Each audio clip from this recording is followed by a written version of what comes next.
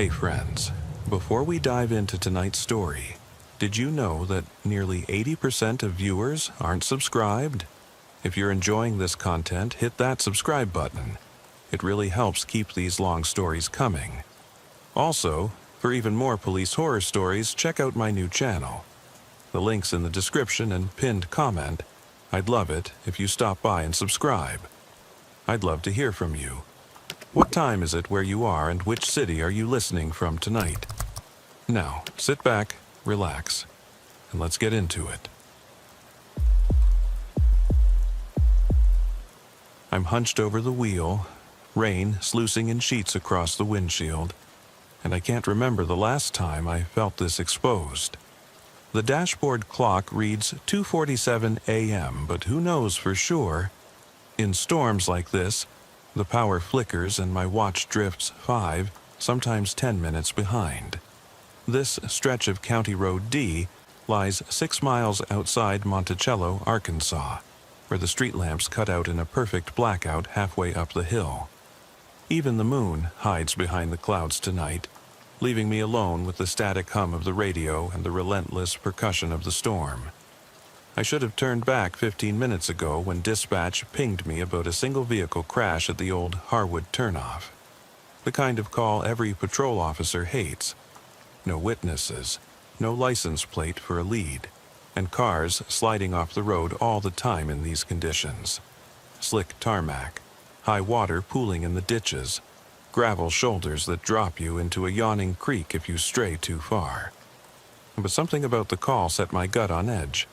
A tight knot I've learned over 30 years means you don't walk away.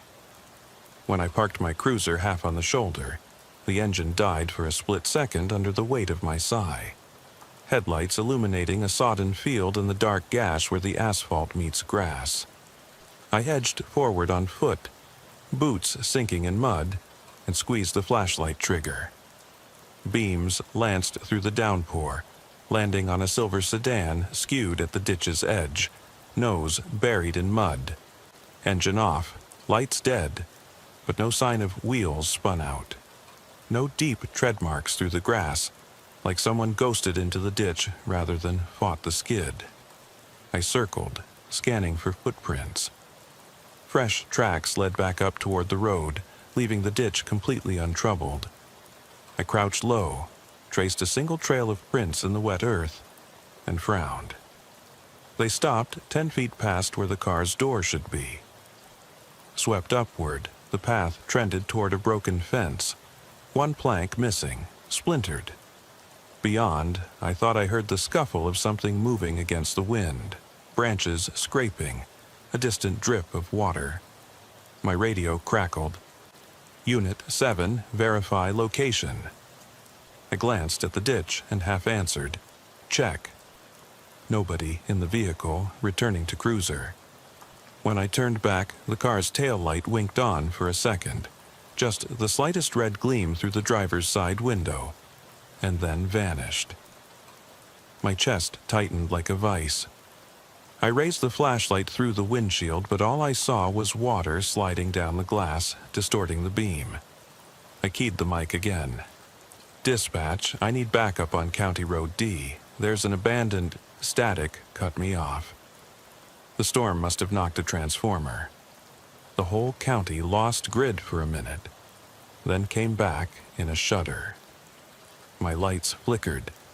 I heard my own breath rise in my chest, controlled, measured, but I could taste the adrenaline.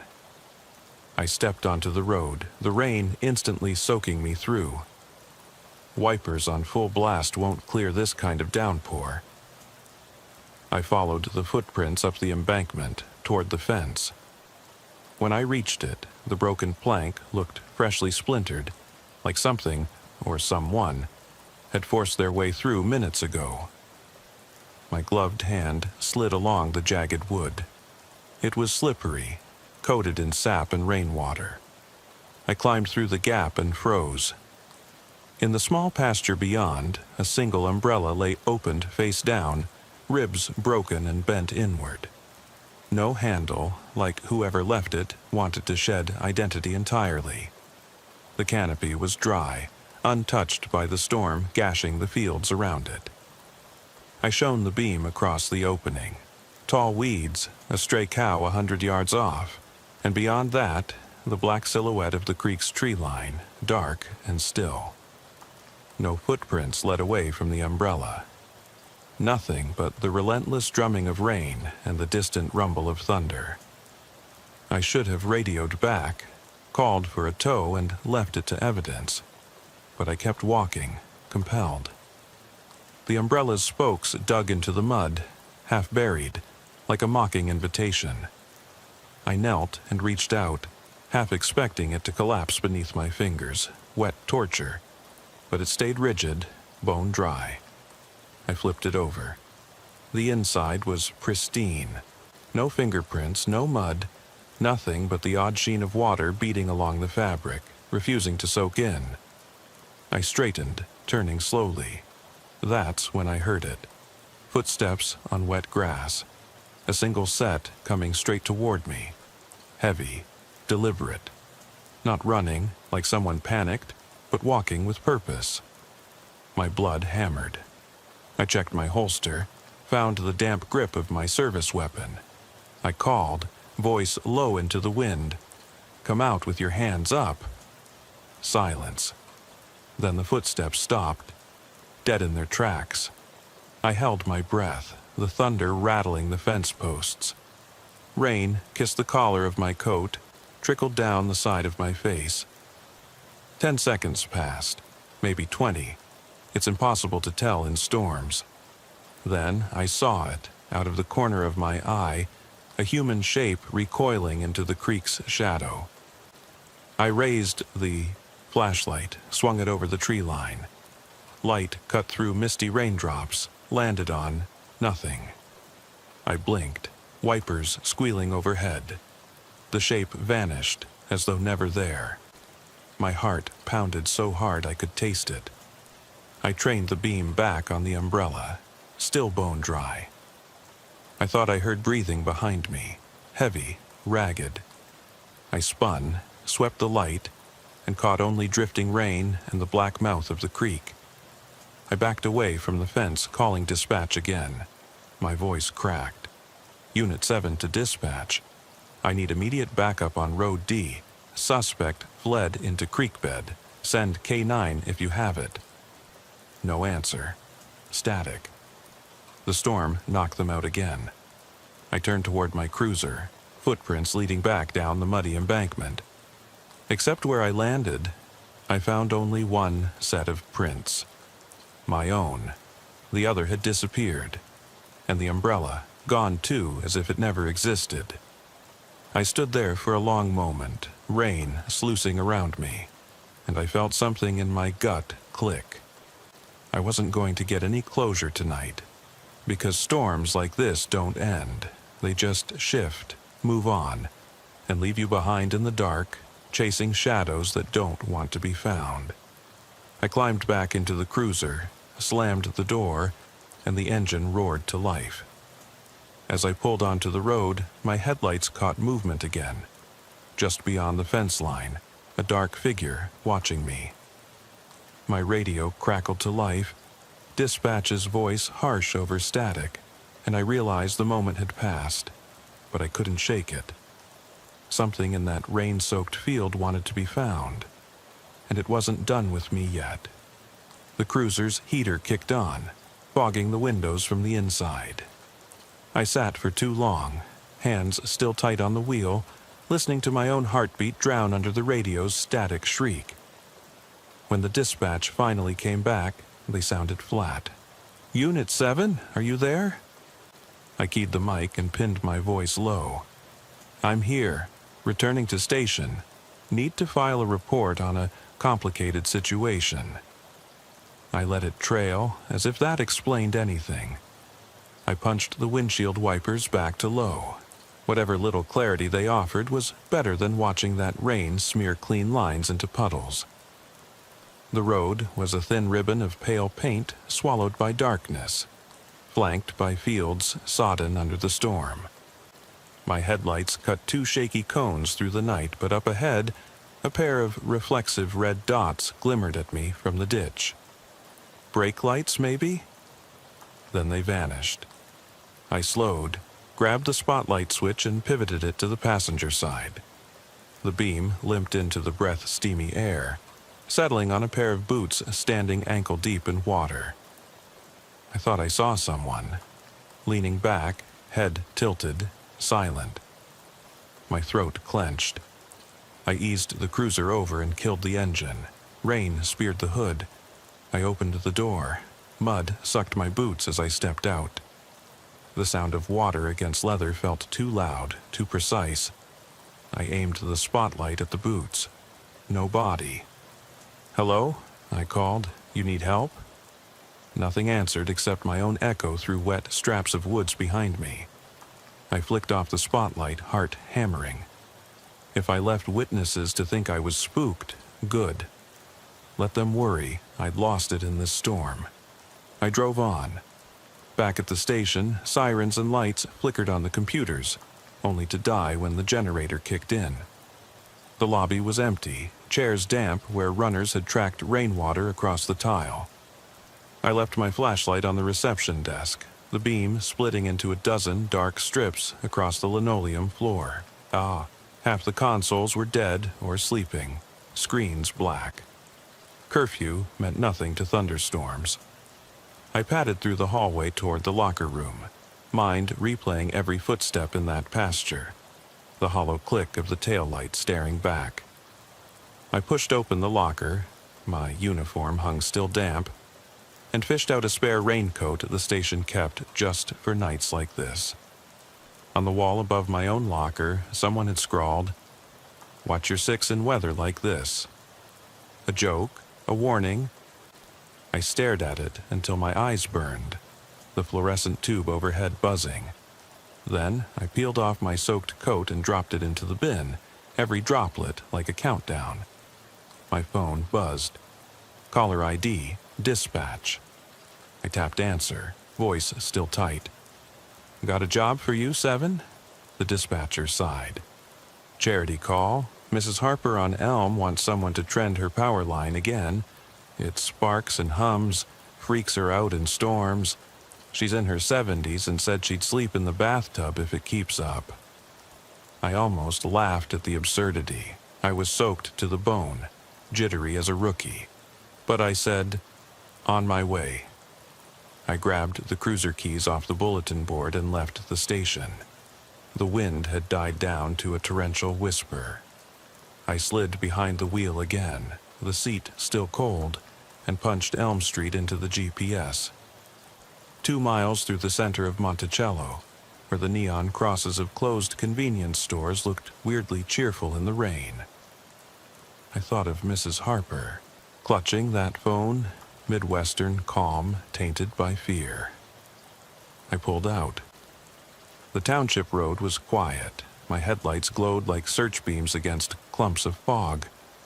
I hummed a tune under my breath to pass the silence, an old country ballad about rain, but my throat caught at the chorus.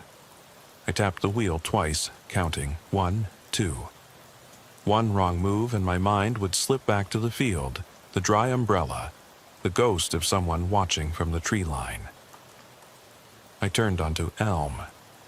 The houses here sat like tired soldiers in neat rows. Street lamps sputtered off in the storm, leaving me to rely on my headlights alone. At number 14, the porch light blinked in time with my engine. The mailbox drooped under the weight of water. I hopped out, boots soaking, and stepped onto the porch. Wood groaned under my weight. I raised my flashlight. Beam trembled over the peeling paint, and the wind chime made of spoons rattled against the door frame. I knocked. "Mrs. Harper? Franklin County, it's me." No answer. The door was unlocked. I sidestepped in, the smell of damp carpet and roses hitting me. The living room's lamps were off. I reached for the breaker panel by the stairs and flipped the main switch.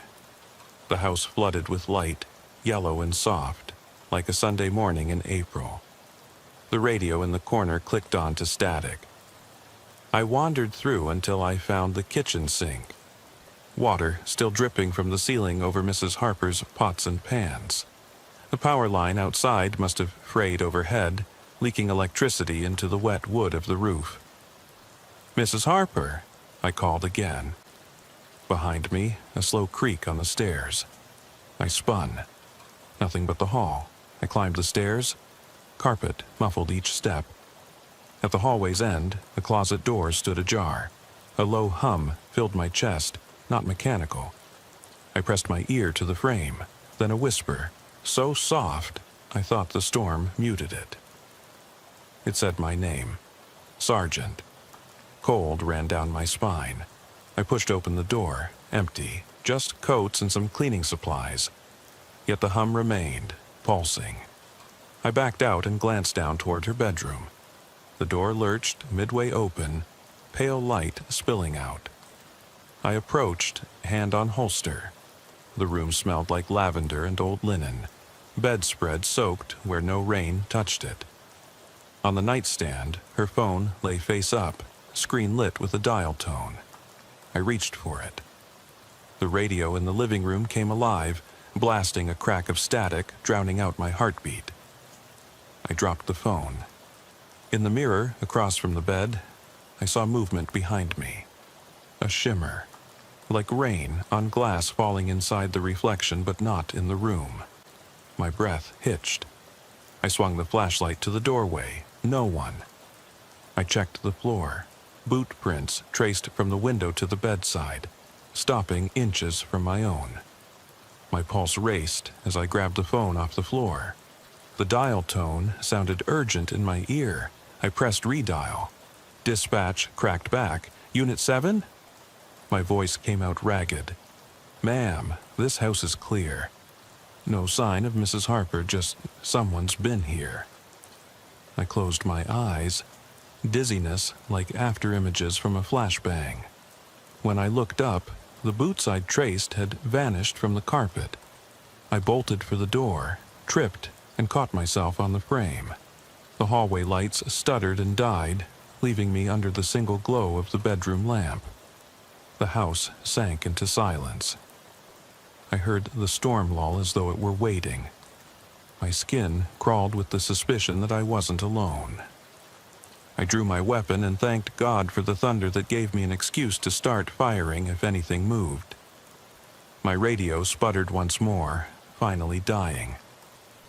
I stood in that beam of lamplight, trembling, boots wet, badge heavy on my chest. The storm outside waited like a judge. I flicked off the lamp, and the night inside the house went completely dark. I don't know how long I stood there. My ears strained for breathing that wasn't mine. Then, a soft click. The door at the end of the hall, the one I'd locked on my way in, swung shut. No handle turned, no footstep passed. Just that decisive click. That's when I realized the storm had never left Elm Street. It had followed me inside, found a way through the wires and walls, and into this house. And something in here was waiting for me. My hand shook as I eased my back against the wall, the pistol's weight suddenly both reassuring and absurd. Every instinct screamed at me to bolt, but something deeper rooted me in place. Was it curiosity, or that same knot in my gut telling me to stay and face whatever this was? My ears strained in the silence, broken only by distant drip, drip, drip of water leaking through the ceiling. I forced my breathing to slow, counting 4 seconds in, 4 seconds out, letting the rhythm steady me. I squared my shoulders, then clicked on the flashlight clipped to my belt. The narrow beam danced over peeling wallpaper and warped floorboards, landing on the closed bedroom door. I could feel eyes on me, though I saw no one. I took a single step, then another, each footfall muffled by the damp carpet. The chasm between my teeth didn't close, not with adrenaline, not with fear. A low hum began in my chest. Not in my ears, but inside my sternum, a vibration like the thrum of a heavy engine with missing cylinders. I pressed a hand to my chest, my spine arched. The hum pulsed again, louder, and I realized with a sick twist that it matched the faint sizzle I'd heard in the attic when I first arrived. Something electrified, alive, straining behind walls. I clicked the flashlight toward the ceiling. A single loose board shifted, and a sliver of dull gray light seeped through the attic hatch. My pulse thundered. I holstered my gun and found the small folding knife I carried for evidence collection. The blade's edge was cold, smooth. I took off the cover of the attic hatch, the thin wood splintering. Then, without thinking, I climbed the ladder. 2 rungs, 3 rungs, my boots scraping the side. Each step felt like a decision, but there was no turning back now. The attic smelled of damp pine and old insulation. I pressed the blade into my free hand and sliced at the fraying rope that held the hatch closed. It tore with a dry crack, and the hatch dropped open with a groan. I shone the light up. Nothing. Just a narrow crawl space, the boards stained brown with age. But the hum rose, as if the house itself was straining to be heard. I dropped through the hatch onto my knees. Sniffing, I realized it wasn't pine or insulation that I smelled. It was burned wiring, acrid and clinging to the air. I traced the light along the joists until it landed on a bundle of frayed cables, sparking, pulsating with blue-white arcs. They ran along a rudimentary channeled path, disappearing into an old radio tuner panel built into the far wall. The panel rattled, as if in time with a hidden speaker behind it.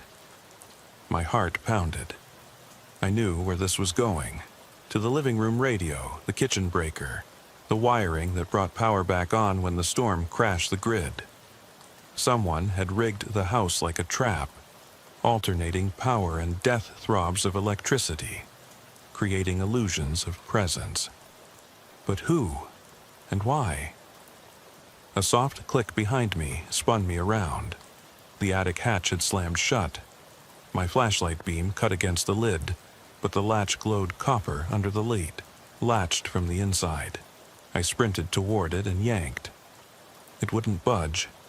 My fingers bled from pressing against splintered wood. A whisper echoed down the ladder shaft. I could swear it was my own voice calling, "Sergeant." I pointed the beam at the wall beside the radio panel. The wallpaper was sliced, edges curling, revealing a hidden cavity. My fingers trembled as I peeled the paper away. Inside, in a shallow box, lay a battered tape recorder, its spool ticking, like a heartbeat. I ripped it free, cupped it in my hands, and pressed play. The recorder crackled to life. At first, static, then a voice, wavering and broken. "Please, help. Found something in the basement, can't get out." It cut off in a wet gasp. Then a series of scratches, like thumb on tape, and a scream that ended in a wet gurgle. The tape clicked empty. My blood turned to ice. In the back of my mind, a memory flickered.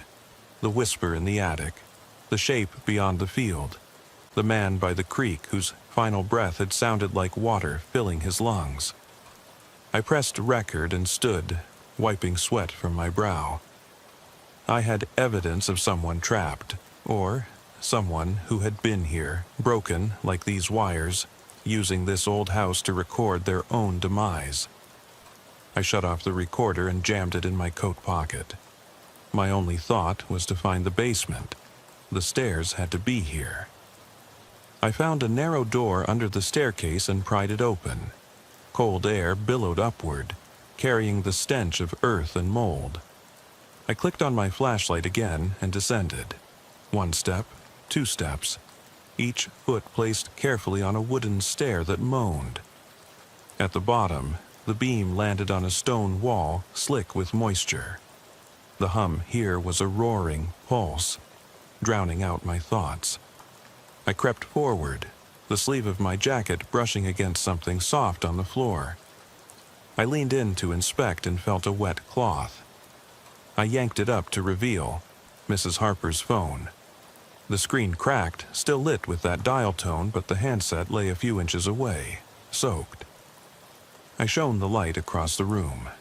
Rows of old cabinets lined the walls, battered and warped. In the far corner, an open hole in the ground led to a pit, half covered by a rotten plank. I knelt, looked in, nothing but darkness and a faint drip at the bottom. But the flashlight reflected off something metallic, a worn police badge. I swallowed hard. Somebody had been down here. Somebody who wanted the station to find them. I reached out, grabbed the plank's edge, and pulled. It fell with a thud, and the flashlight plunged into the pit, illuminating the bottom. A pile of soggy papers, insurance forms, eviction, notices, buried the lower tiers. Among them, a chipped ceramic mug with a Maplewood PD insignia. I remembered Maplewood, a precinct 3 counties over.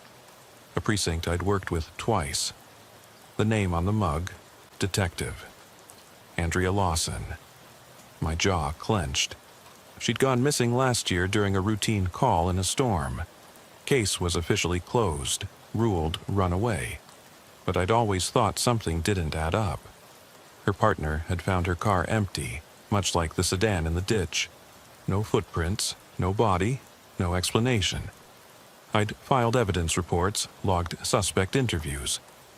The file sat in my vault, slowly gathering dust.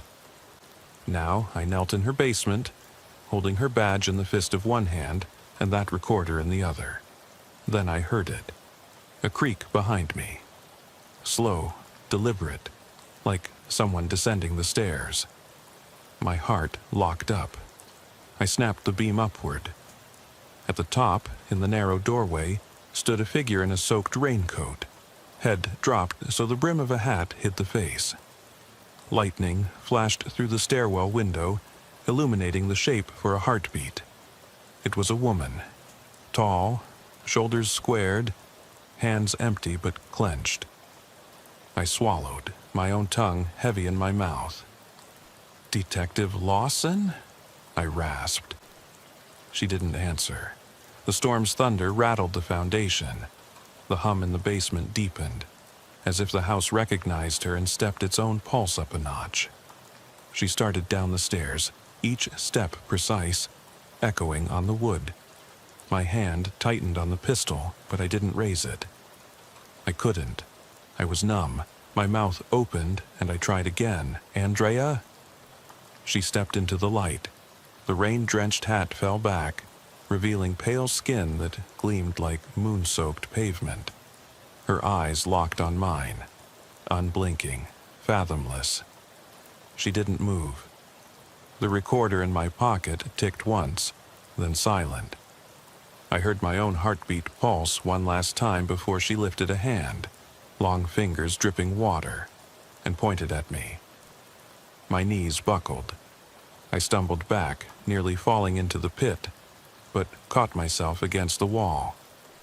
Lightning flashed again, revealing her badge pinned to her chest, battered but unmistakable. Then the power surged. A brilliant arc crackled through the overhead wires, a flash so bright it seared my vision. The basement lights flickered alive in that instant. I saw her clearly, wet hair plastered to her skull, eyes reflecting every droplet of rain. And then, the lights died. Darkness swallowed the basement in a heartbeat. The hum halted, as though cut off. Silence pressed in so hard I thought my ears would burst. I fumbled for my light but felt only the damp stone wall. A wet breath grazed my ear, and the voice whispered so close I felt it on my neck. "You shouldn't have come." I stumbled backward, crashing into the pile of papers, my pistol clattering to the floor. A cold hand closed around my wrist. I heard it press the recorder's play button from my pocket. That familiar crackle and Andrea's voice. "Help, found something, in the basement." My scream was lost in the darkness. I hit the wall with both hands and slid down until I was crouched on the damp floor. The poker-flat barrel of my gun pressed against my thigh. My mind spun as the echo of Andrea Lawson's voice died in the darkness around me. I groped at my coat pocket, plucked out the battered recorder, and held it with shaking fingers. The tape was dead. No click, no hiss, just the unforgiving silence of stopped machinery. My breath fogged in a small cloud that hung in the beam of my malfunctioning flashlight, and I realized that whatever had been alive in this house had shut itself off at the same moment the lights died. I forced myself to my feet, leaning against the cold stone as the world tilted. My boots were caked with mud from the backyard trench. My uniform jacket was stiff with blood, almost certainly my own from where I'd bashed my hand on the hatch. Everything throbbed, the ache in my wrist, the sting in my palm, the dull pulse of my heart against ribs that felt ready to split. The basement door was somewhere behind me. I didn't dare descend further, but the weight of unanswered questions pulled me toward it. Something glittered in the corner of my eye, a pale shape, gleaming wetly. I swept the flashlight around. There, half buried under broken boards and debris, lay a badge. Not Andrea's, but mine. My own shield, the one I'd left hanging on my locker hours ago. The logo was scratched into the metal, jagged slashes like talons. I picked it up, perplexed. Why would I have dropped it here? My fingers felt numb around the cold steel. I flipped it over. On the back, someone had carved initials. A.L. My world lurched. Andrea Lawson's badge in my hand, and now my own, carved with her initials. The same initials that had been painted on her coffee mug, the ones I'd found in that hidden box under the insulation. It was a signature, a calling card, a confession, or a curse. I shoved the badge into my pocket and glanced at the pit again. The plank had been moved. I hadn't replaced it when I descended. Now, in the partial darkness, the opening yawned like a maw. I knew I'd have to face it if I wanted out.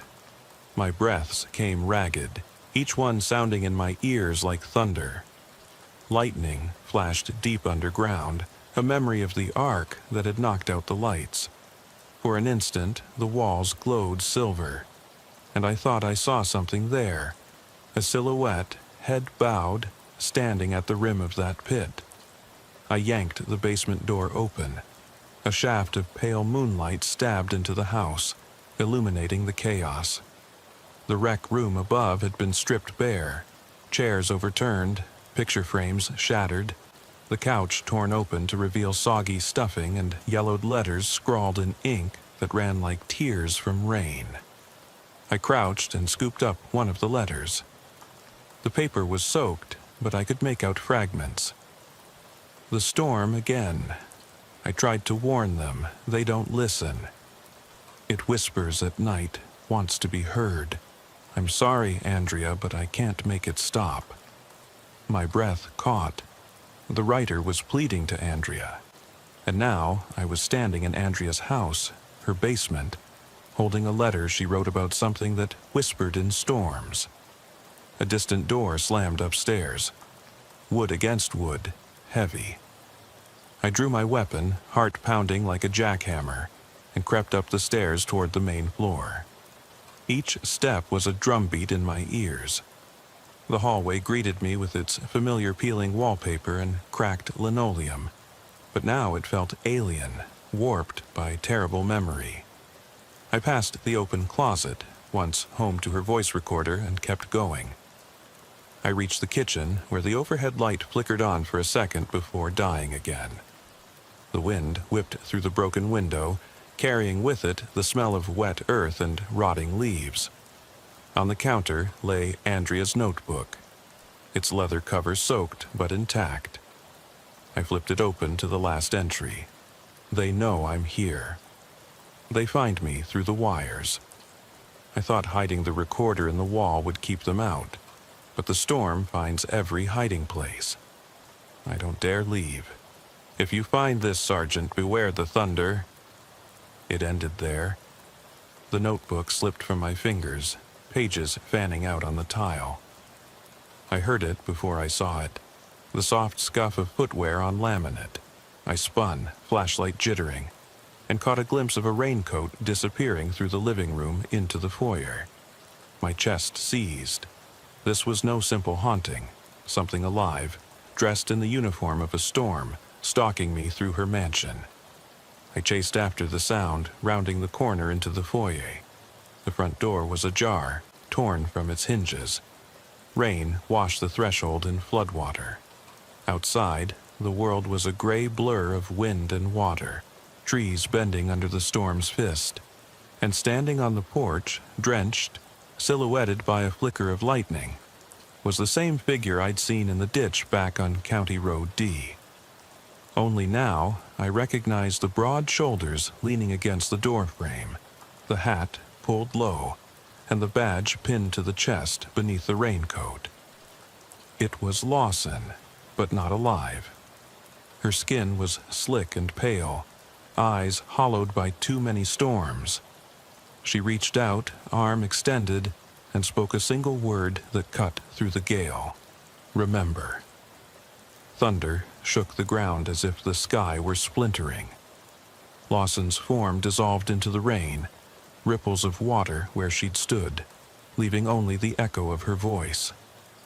I stumbled back, a hand over my heart, trying to hold on to the memory of her features, the sound of her plea, the weight of that badge. And then, over the roar of the storm, I heard a different voice. Dispatch, crackling through the radio. Unit 7, respond, do you copy? The line buzzed. I fumbled for the mic. Dispatch, this is Sergeant. My own name stuck in my throat. My blood felt too cold to flow. Behind me a drip, drip, drip. The paint on the wall chipped and peeled away, as if something clawed at it from within. I whipped around. The entryway wall was crumbling, revealing glints of copper wiring snaking through the plaster like veins. Rainwater poured through the cracks, and through the skeletal openings I saw something moving. Shadow figures skittering behind the boards, their forms half formed by the flicker of lightning outside. I dropped the notebook and the recorder and drew a breath so sharp it felt like a blade. The storm had followed me into this place. Layered on every wall and floorboard had become these voices, these specters. Nothing in my training covered this. No protocol for ghosts born of electricity and rain. I clicked my radio off. I wouldn't call for backup. They'd come and burn this house to the ground looking for rational causes, but they'd miss the deeper truth. My flashlight died then, just a sputter and a last pale glow, and I was left in darkness except for the storm's distant glow. I watched the wires pulse behind the plaster, an electrical heartbeat wanting to break free. I heard a whisper, not Andrea's nor mine, but a chorus of voices rising, lamenting, pleading. They sounded like rain itself. Sergeant, remember, remember. I reached inside my coat for the badge, the one carved with AL, and held it out into the black. In that instant, a beam of lightning struck the front porch, illuminating the foyer in stark white. I saw dozens of shadowed hands pressed against the inside of the walls, fingers splayed, as if all those lost calls for help, all those storms, had been trapped here. And among them, I saw her, Andrea Lawson, face pressed to the plaster, mouth open in a silent scream. The thunder cracked one final time, and the house shuddered. The wires exploded in sparks behind the plaster, and the upstairs chandelier rattled, sending shards of light dancing across the walls. I felt the ground tremble. I stood, clutching the badge, the storm's voice roaring in my ears, the echo of Andrea's last plea burning in my mind, to remember.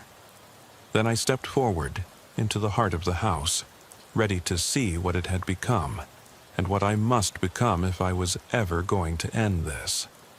I stepped past the threshold into the foyer, my boots leaving wet prints on the warped wood floor. The badge was tight in my fist, a weight both familiar and alien. I could feel the house breathing around me, each exhale a whisper of memory, each inhalation a shudder of rain seeping through cracked windows. The chandelier above rattled in its chain, casting fractured glints of light that danced across shredded wallpaper and torn drapes. The scent of ozone and old wood hung heavy, like the remnant of a storm that had never left. I didn't know where to go first. The front door yawning behind me, storm-lashed and splintered, tempted flight, but something deeper rooted me to the threshold. I moved forward, eyes scanning for the next clue. The living room lay ahead, couches ripped open, the stuffing strewn like discarded papers in a gale. The floorboards creaked under my weight, sounding in my ears like a chorus of weary sighs. In the corner, the antique radio sat perched on a broken stand, its dial frozen at the station Andrea had tried to reach, the one that would never answer. I approached slowly, hand still on my holster, and ran a fingertip across the cracked linen covering its speaker. The mesh was wet, adhesive failing where moisture had pooled. I bent down, pressing an ear to the grill. At first, nothing but my own pulse pounding in my skull. Then faint, so faint I thought I imagined it, a rhythm, like the hum in her basement wires, pulsing in time with distant thunder. I straightened and flicked the small toggle switch. The radio clicked, static pouring out in a wash of white noise. I turned the dial slowly, hunting. Between stations, buried beneath the hiss, I caught the tail end of a voice, distorted, pitched low. A stifled sob, then a whisper, "Help me, please." The volume cranked itself higher, as if drawn by that plea, until the static resolved into a final, urgent message, "They're here." Then deathly silence, and the radio popped off the air. My skin crawled. I straightened, letting the moment settle. The storm outside rattled the glass, and I realized the front storm windows had shattered, the panes now jagged edges gleaming in the gloom. I remembered the hallway leading back to the kitchen, past the closet, past the attic hatch, but I also knew Andrea's bedroom lay off to the side, where her last entries had been written. I turned toward that door. The hallway was narrow, the gloom thick. My flashlight's beam offered a narrow tunnel of clarity, the rest swallowed in shadows. Doors on either side bore scuffs and gouges, but only one stood ajar. Her bedroom. I approached, hand sliding along the wall's flaking paint. As I neared the open door, the air grew colder, the hairs on my neck rising. In the doorway I paused, noticing the faint shimmer in the air. Rainfall persisting in a sliver of space that shouldn't have been there. It fell in place, a column of droplets dancing in midair, defying logic. I swallowed hard. Inside the room, the bed had been stripped, a neat indentation still pressed into the mattress. Against the far wall, a desk lay overturned, papers scattered across the floor. Among them, a single sheet lay face up, pinned by a rain-soaked photograph of Andrea. The note read, "I'm sorry I couldn't save you. But I'm listening now. Always listening."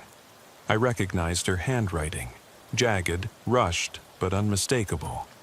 My breath caught. I knelt and picked up the photo.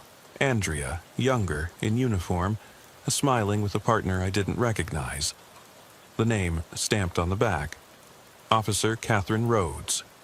Rhodes, another missing officer. I looked up. The desk's overturned drawer lay open, and inside, a bundle of letters tied with string, frayed by moisture. I untied them, scanning the top envelope's scrawled address. To Catherine, my only friend in the storm. The letter inside spoke of long nights on patrol, of voices on the wind, of rain that carried secrets through the wires. They speak through the thunder, it read. I can't stop them. I fear they will drown us all. My heart pounded. I shoved the letters into my coat pocket, replacing the photo. I needed to find Rhodes's file, cross-reference, piece together what Andrea had tried to warn me about. My mind raced with every missing officer case I'd touched.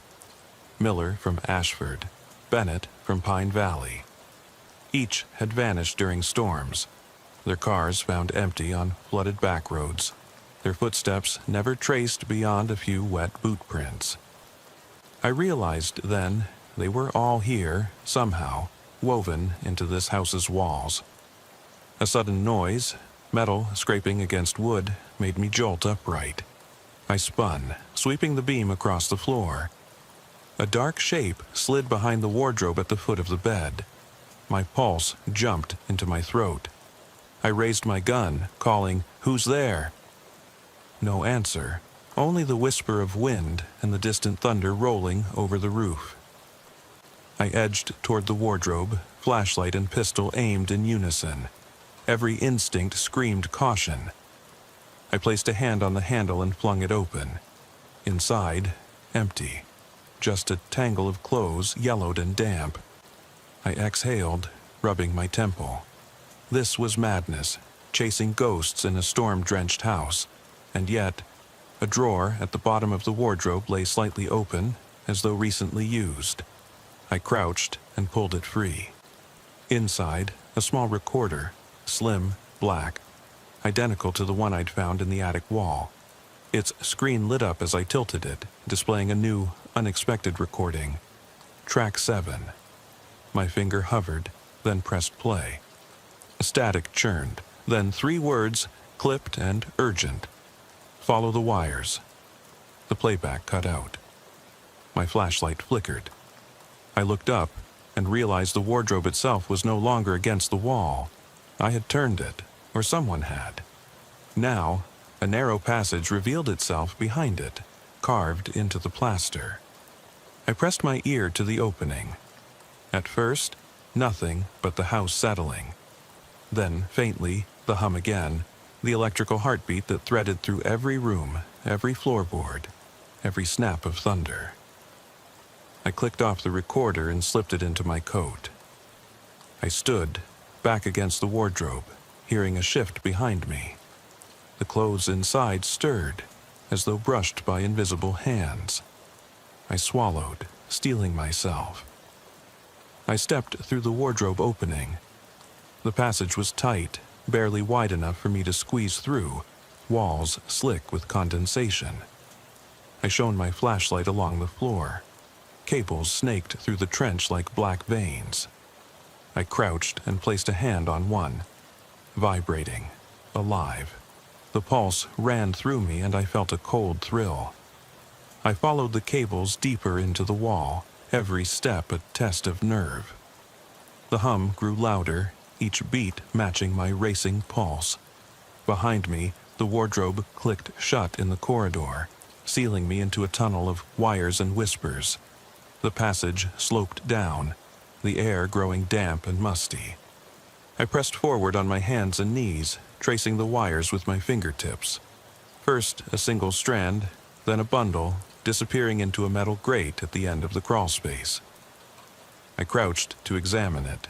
A service panel, its cover loose, rainwater dripping through the cracks.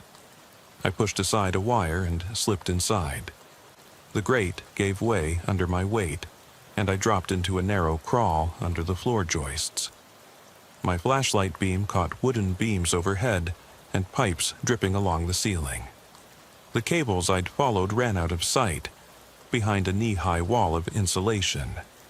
I began to crawl, feeling my way through the gloom.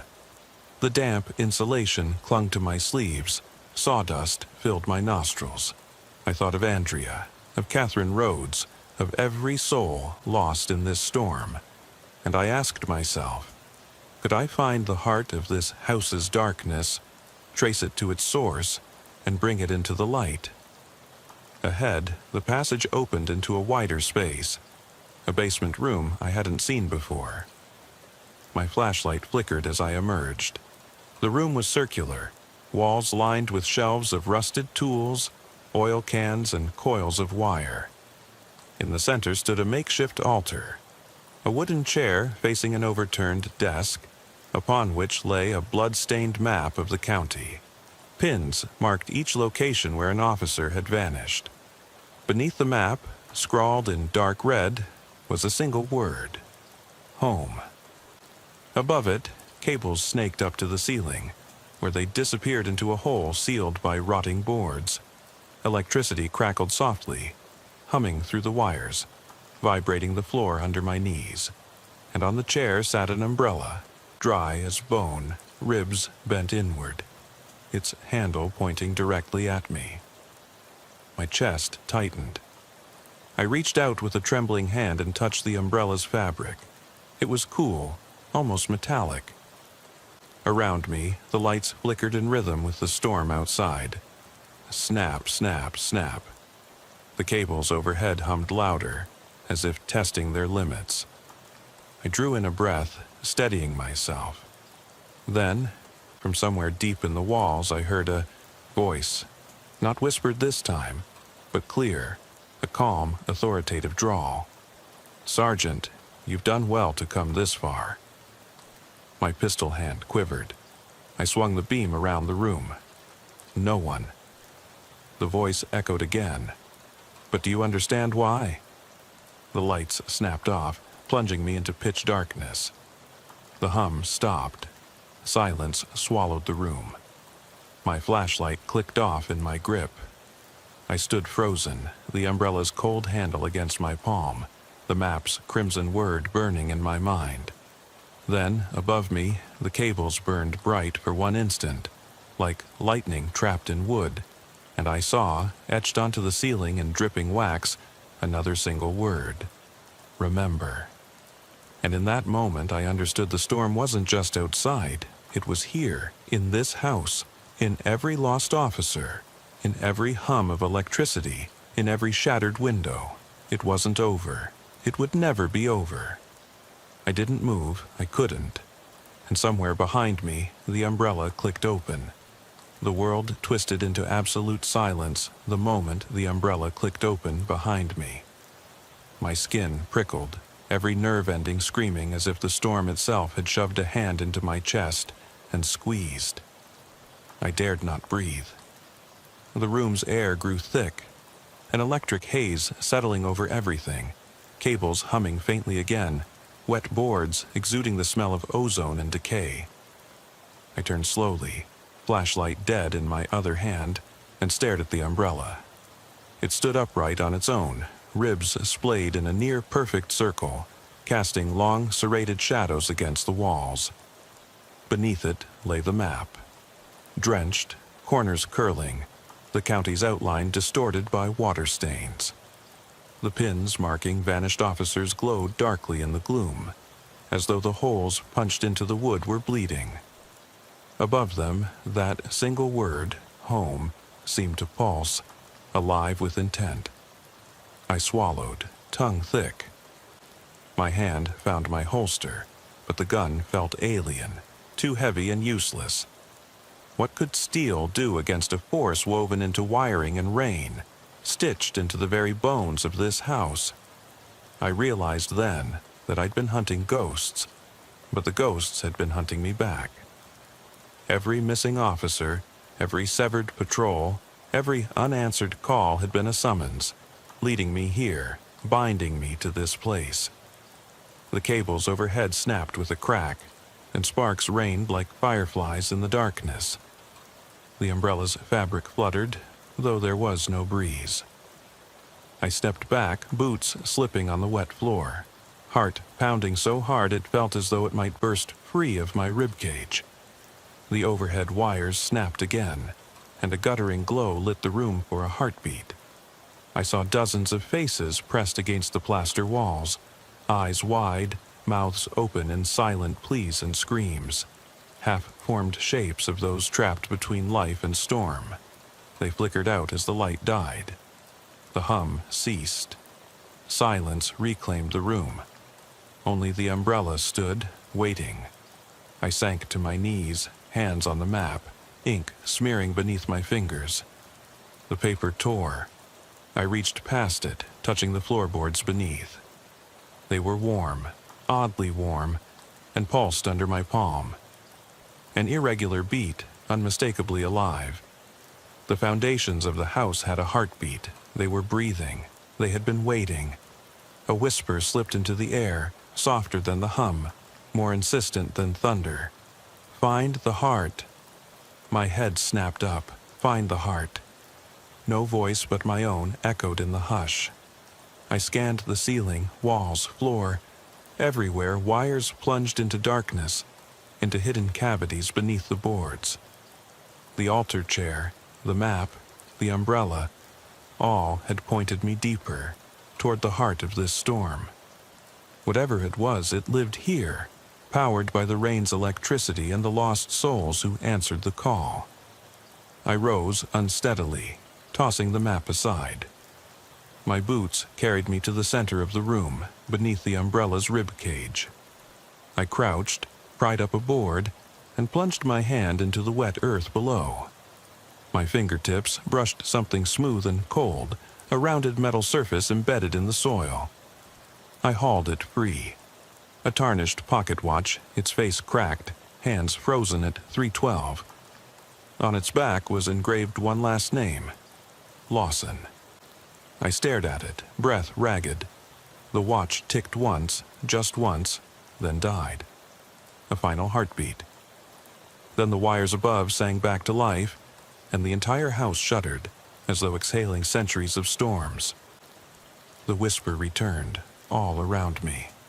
Join us. I snapped the watch shut, pressing it to my ear. Silence.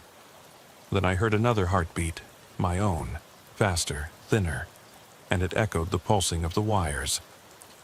My reflection shimmered in the cracked watch glass. Eyes wide, pale skin glistening, rain-drenched uniform clinging to me as though I'd never left the storm outside. I realized then that I was no longer just a visitor. I had become part of this house's storm, another echo in the wires, another whisper in the rain. My footsteps on the boards, my voice on the scanner, my blood seeping into the wood, all had bound me here. I could feel the pulse of the earth beneath the floorboards, the static charge in the air, the drip, drip, drip of water falling through every crack. I stood, pocket watch in hand, and faced the umbrella. Its ribs glowed faintly in the pulsing light. I knew what I had to do. I placed the watch in the center of the map on the floor, aligning the crown with the county seat. Then I stepped back and whispered, "I remember." At that word, the umbrella collapsed inward, ribs folding with a soft click, and the cables above let loose a surge of sparks that rushed down the walls like waterfalls of light. The room filled with the roar of 1,000 storms converging. I shielded my face, eyes stinging, and when I looked again, the map lay blank. Pins gone, ink vanished, the word home erased as though washed clean by a deluge. The watch lay still, cold in the soil. The faces in the walls blinked away. The house exhaled a final breath. The wires fell silent. The air cleared, smelling of fresh rain and new beginnings. The front door creaked open, revealing a path of dry ground under a starless sky. I stepped toward it, leaving the umbrella bones and the map of ghosts behind. Each footfall on the threshold felt like leaving a piece of myself behind. When I reached the porch, the storm was gone. No wind, no rain, only the distant rumble of clouds receding over the hills. In my hand, I held Detective Lawson's watch, its hands still. I tucked it into my pocket, shoulders heavy with memory. I looked back at the silent house, storm-battered, empty of its ghosts, waiting once more for the next time the skies opened. I turned and walked away, the night air cool against my soaked skin. And in the quiet that followed, I carried with me one final question that would echo every time the rain began to fall again. When the next storm comes, will I answer its call?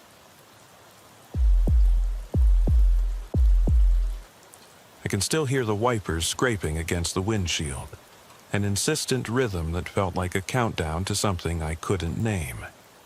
It was the kind of night when the sky gave up entirely. No stars, no moon, just an unbroken sheet of rain so heavy it felt alive.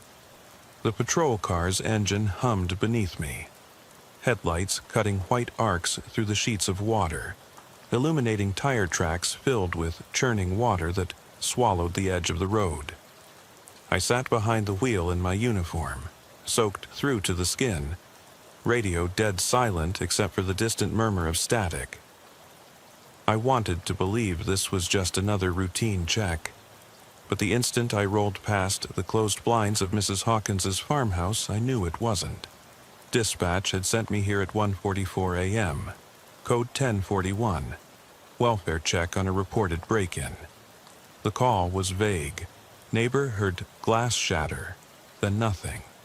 No alarm, no screaming, just the rain hammering the roof and the sudden hush that followed. I turned off the cruiser's red and blue lights so only the low beam glowed, then killed the engine. In moments like these, the world beyond the car felt miles away. You're alone with the rain and the road, and whatever shadow lies just beyond the cone of your flashlight. I unclipped my radio mic and keyed up. Unit 6-2, approaching the Rogers place. House secure so far. No signs of forced entry on the back door. I waited for a response. Silence. I waited again. Silence.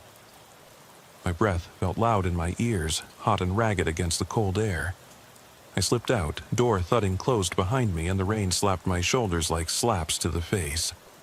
The flashlight trembled in my hand as I crossed the gravel drive, each footprint a little pool of mud that spat water up around my boot. The porch light was off, but lightning flickered the horizon, painting the farmhouse in staccato white. I climbed the 2 steps and knocked, once, twice, then let my shoulder do the work. The door held, heavy oak resisting. I radioed, copy that, 6-2, no entry. Door locked. On a night this wet, your senses betray you. Everything echoes. A drip from the roof's gutter sounded like footsteps. My flashlight beam caught the glint of something metal at my feet, a single brass key, lying in a puddle on the welcome mat. Rusty, bent, like it had been dropped in a hurry. I stared down at it, my heart clogging in my chest. I'd been on the force 20 years and I'd never seen a house key left on a mat during a break-in. Who would leave the key behind? Who would break in, but not stay long enough to lock the door? With the key in one hand and my radio in the other, I stepped back. I hefted the flashlight higher, sweeping the yard. The cornfield at the back rustled in the wind, stalks bending under the rain. Somewhere out there, something moved. My gut tightened. I called dispatch one more time. 6-2 to dispatch. I found a key at the front door. No forced entry, but I'm going to step inside to check anyway. The reply came at last, tinny and distant. Copy, 6-2, back up en route. I turned the key in the lock. No resistance. The door swung open with a groan. Inside, the hallway light was on, bulbs humming, water streaming down the stairs. I stepped in, boots leaving muddy tracks on the hardwood floor, and the door clicked shut behind me. The moment the threshold closed, the rain's roar faded to an almost comforting drip. I felt exposed, naked in the hush. The foyer was cold, colder than outside. My breath caught in my throat. Every flood of lightning highlighted details that seemed impossible. A muddy handprint smudged on the wall beside the staircase, drips of water still forming at the fingertips. Footprints crossing the polished floor and bare feet leading toward the living room. A wooden chair overturned, leg splintered like someone kicked it in panic.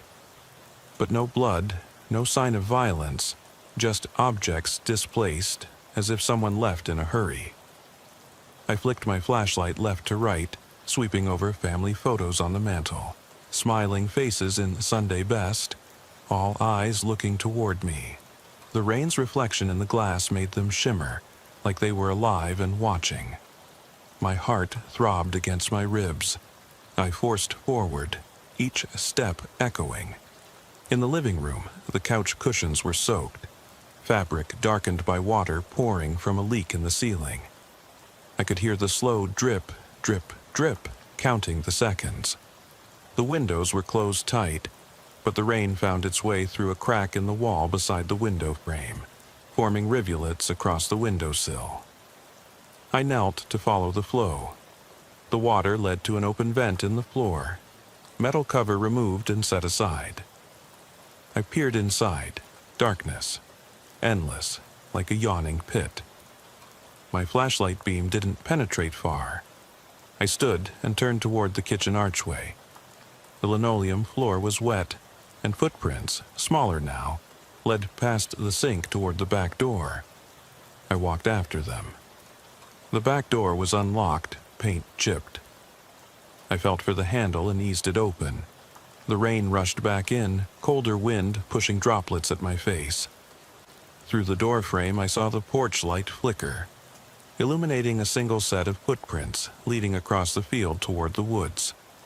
Bare footprints, now half erased by fresh rain, but enough to follow. I hesitated. My radio buzzed, backup arriving, unmarked gray SUV turning onto the drive. Ramirez would be here any second. I stepped onto the porch, water sloshing around my boots, and shut the door behind me, key still in the lock. 80. The cold snap of metal against the jamb felt final. I followed the footprints, each step sinking into mud deeper than the last. The cornstalks arched overhead, whispering secrets as I passed. The air was thick with the smell of wet earth and something else, something metallic, like old pennies or blood too diluted to see. The path narrowed until I emerged at the tree line. I aimed my flashlight into the gloom and noticed them. Wooden stakes buried in the ground, arranged in a loose circle 12 feet across. The stakes were worn, their tops charred. Between them, something flickered on the ground. A cell phone, screen cracked, still lit with a blinking text message notification, "Help me." My breath caught. I raised the phone, rain drumming over it, and saw the last message. "Please, hurry, can't see them." No sender displayed. I wiped the mud off the screen and hit reply, but my fingers trembled. I looked up. 13 steps beyond the circle, at the edge of the trees, the cornstalks had been bent inward, forming a tunnel. A shape stood just inside it, tall, hunched, coated in mud. I aimed my flashlight. The beam wavered as I gripped the torch tighter. My radio lit up with static. "Unit 6-2, do you read?" The transmission cut off, replaced by a low crackle. The shape in the tunnel shifted slightly, too quick. I hit the button. "Dispatch, I need..." Nothing. Radio dead. My heartbeat pounded in the sudden silence. I took a step toward the tunnel entrance, boots crunching broken corn beneath them. The rain felt distant now, as if the circle of stakes had sealed me away from the world. The shape leaned forward, and I saw long strands of hair matted across its face. Not human hair, thick, dark vines twisting together. It tilted its head, listening before it began to move, and my legs locked in place. Some calls don't end with sirens fading into the distance. And in that silence, I realized I may never leave this field. The rain had nearly stopped by the time I forced myself to blink. If the wind had died down, I couldn't tell. My ears still rang with the sound of my own heartbeat pounding in the silence. I took a breath and stepped forward, each boot sinking into the muddy earth. The cornstalk tunnel seemed to breathe around me, stalks brushing wet against my coat, whispering in voices I couldn't make out. My flashlight's beam trembled, illuminating slick leaves overhead before settling on the figure in the shadows. I raised the beam higher, heart in my throat. The thing shifted again. No human shape, more, an amalgamation of torn cloth and river weeds, head low under the stalks. A hand emerged, long fingers coated in mud and what looked like snipped bits of black fabric. It beckoned slowly, not with an eager wave, but with a deliberate curl of the wrist, as though it expected me to follow. My training screamed at me to hold position, call for backup, fall back to solid ground. But something, maybe desperation, maybe the echo of that text message, pulled me in. I took one step. The mud grabbed at my pants, tugging my leg below the knee. I yanked free, stabbing the flashlight more insistently into the tunnel. The fingers twitched again, then withdrew, beckoning faster. I swallowed and stepped in, mud squelching at my feet, the broken corn crackling under each boot. The air felt constricted, thicker, scented with wet soil and something else I couldn't name. My breath came in short gasps. The beam bounced along the tunnel walls, stalks pressed together overhead, droplets falling in slow arcs, and farther in, the thin sliver of greenish outdoor light dimming until it vanished. Then I saw it. Footprints in the packed earth of the makeshift path, 2 sets. One, mine, fresh and deep.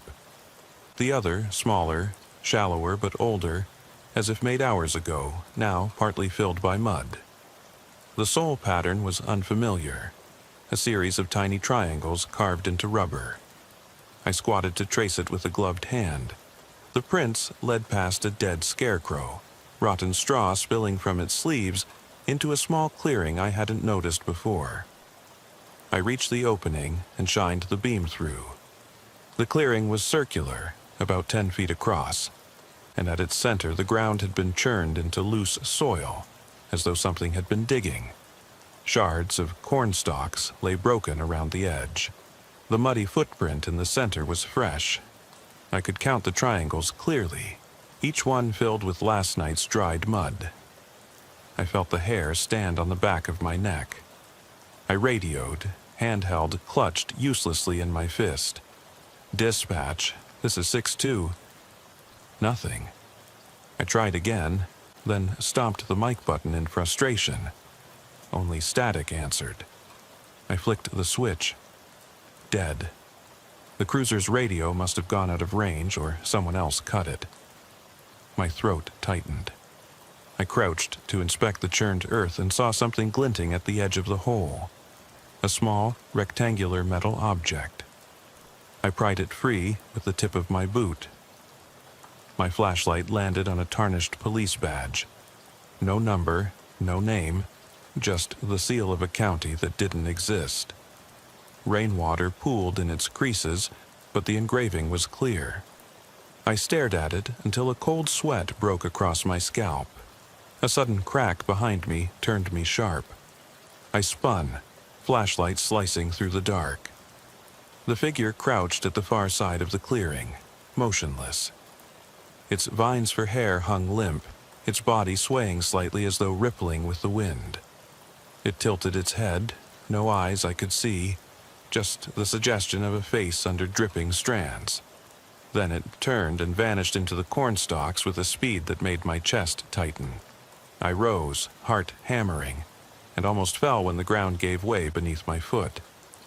The dirt collapsed into a shallow pit, one side sloping into a narrow trench I hadn't noticed. In the trench lay the cracked cell phone, screen dark now, no longer blinking. I picked it up, wiped the mud, and saw the message. Help me. But no timestamp, no sender. I checked my own watch, 2:03 a.m., but the phone's time read 11:17 p.m. The night's timeline had fractured. I slid the phone into my pocket and leapt back to the clearing's edge. scanning for the cop badge I'd dropped. It was gone. I spun in place, jacket sleeves brushing wet corn stalks, and then stopped dead. The stalks around me formed the word help, plain as day, in broken bent lines. 3 letters spelled across waist-high stalks. H by 3 shattered stalks, E by 4 swoops in the field, L twice. I swallowed, my pulse knocking at my temples. The rain had made the letters easy to miss until I was inside them. But the letters weren't new. They'd been there when I stepped in, only I subconsciously ignored them. Before I could draw another breath, a scream ripped from the direction of the farmhouse. Raw, jagged, human. I jerked my head toward the sound. It rose and fell, fading into the distance as though carried off by the wind. My skin crawled. The corn stalks trembled at the edges of the clearing, and I felt a presence shift behind me. I spun, raising my flashlight. The thing stood inches away, head tilted down so the vines shielded its unseen face. I could hear its breathing now, wet, raspy. I stifled a shout and forced my body to back away, beam locked onto its shape. It reached out, fingers brushing the air, and I stumbled over the trench edge, boots slipping. I hit the ground hard, mud spraying as I rolled out of the clearing. I struggled to my knees, flashlight clattering. The thing was gone. Only the carved help remained. Bent stalks marking its place, shivering in the rain. I heard another voice then, gravel grinding under tires. Ramirez's SUV pulling into view at the tree line. Relief flooded me so sudden I felt sick. I screamed hoarsely, waving my arms. "Over here!" I scrambled toward the cornstalk edge, treading broken corn and mud, chest heaving. But as I crossed the field's boundary, I saw the SUV was empty. Doors wide, engine running, lights on. No Ramirez. I froze, vision blurring. The field beyond was empty. No car, no tracks except mine, now half vanished by the rain. Behind me, the farmhouse windows flickered. Not with lightning, but from a single candlelit glow, steady, unbroken. A silhouette passed at the back window, a woman's shape, face pressed to the glass. I blinked. When my flashlight settled, I saw she held the dry umbrella from earlier, open and dripping, covering her head as she stared out. I swallowed past the dryness in my throat. Then the silhouette dropped the umbrella. Glass shattered inside, the candle snuffed out, and the window went dark. I backed away, heart lodged in my throat, and heard the cell phone in my pocket vibrate. I pulled it out. The screen displayed one new message: "Turn around." I risked a glance behind me. The corn stalks had closed in, no path out, just walls of green. Above me, the sky opened with a crack of thunder. I pressed my back against the slick siding of the farmhouse and let out a breath I hadn't realized I'd been holding. The rain had fallen to a fine mist, leaving everything glazed and trembling. I peered across the yard, heart still rattling. But there was no SUV, no Ramirez, just the dull yellow glow pooling beneath the window where that woman's silhouette had vanished. My flashlight lay forgotten on the grass at my feet, its beam wobbling in and out of view. I crept toward it, each step a risk, and snatched it up, breath catching at every stale gust of wind that rattled the shutters.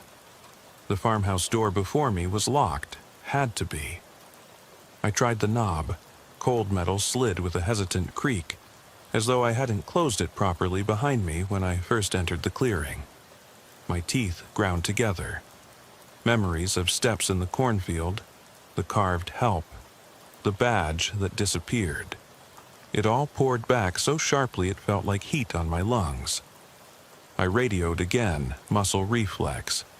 "Dispatch, 6-2, but the static spat back, mocking, dead as before. I forced the door open and ducked inside, boots squelching mud across the threshold. The hallway light flickered on, but nothing else moved. The floorboards groaned under my weight as I crossed to the kitchen, looking for any sign of life. Cabinets were ajar, dishes missing, and the sink still held that half-empty coffee mug, ringed with grime and stale grounds. I set the flashlight down beside it and caught my reflection in the window behind the sink. Eyes rimmed red, uniform streaked with mud, radio hanging limp at my hip. I barely recognized the face staring back, and then I heard it. A soft click from the far end of the hall. I swung the beam toward the staircase. The steps looked the same as before, but the photos on the wall had shifted. Portraits of the Rogers family, which had shown two kids on either side of a smiling mother, now depicted only the mother, alone, framed in black. I swallowed and stepped forward. "Mrs. Rogers," I called, voice hollow. "This is Deputy Carter." My name sounded distant, like someone else's. No answer. The silence pressed down, heavy as wet cloth. Lightning flickered through the window above the stairs, and I saw her, for an instant, standing at the top step, back turned, hair long and dark, wearing the same dress I'd glimpsed in the window. Then she was gone. I raced up the stairs, flashlight beam wrestling with shadows. The hallway stretched unnaturally long, walls narrowing as I passed. At the master bedroom door, I paused. Inside, the candle I'd seen earlier had been replaced by a puddle of wax on the dresser, and the bed was stripped bare. No sheets, no mattress, nothing but a wooden frame. My boot thudded against something on the floor. I bent and picked up a single sock, a child's sock, with muddy footprints inside. Something bumped the wall behind me, wood tapping wood, and I spun around. No one was there, but the air smelled of damp wool and something else. Fear. I pocketed the sock and backed out of the room, floorboards clicking underfoot. At the end of the hall was another door, one I hadn't noticed before, painted the same dull green as the walls. It was cracked open, a sliver of darkness within. I placed a hand on the knob. It was warm, pulsing beneath my glove. I eased it open. Inside was a closet-sized pantry, shelves empty except for jars coated in a gray mold. The back wall had been torn away, revealing a hidden crawl space. The opening was only big enough for someone to squeeze through. Rainwater dripped through the gap, pooling on the plywood floor. I shoved my flashlight through and saw claw marks on the underside of the boards and droplets leading deeper into the black. A low scraping sound came from within. My breath hitched. I braced one foot against the pantry's lip and slipped inside, crouching so the ceiling beams didn't scrape my helmet.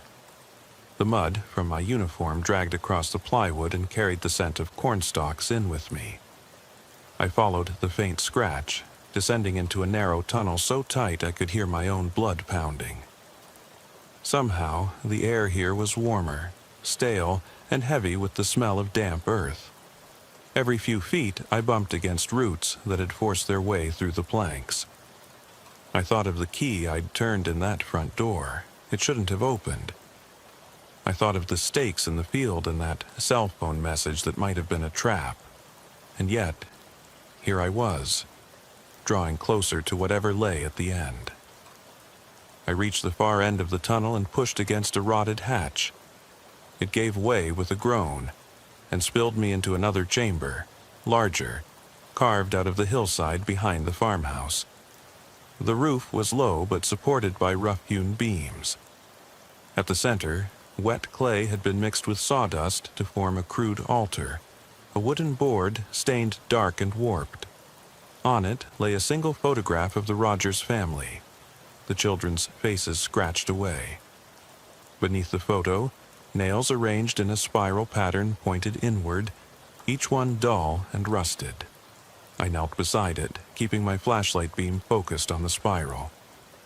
My heart throbbed so loud I could almost hear the echo in the confined space.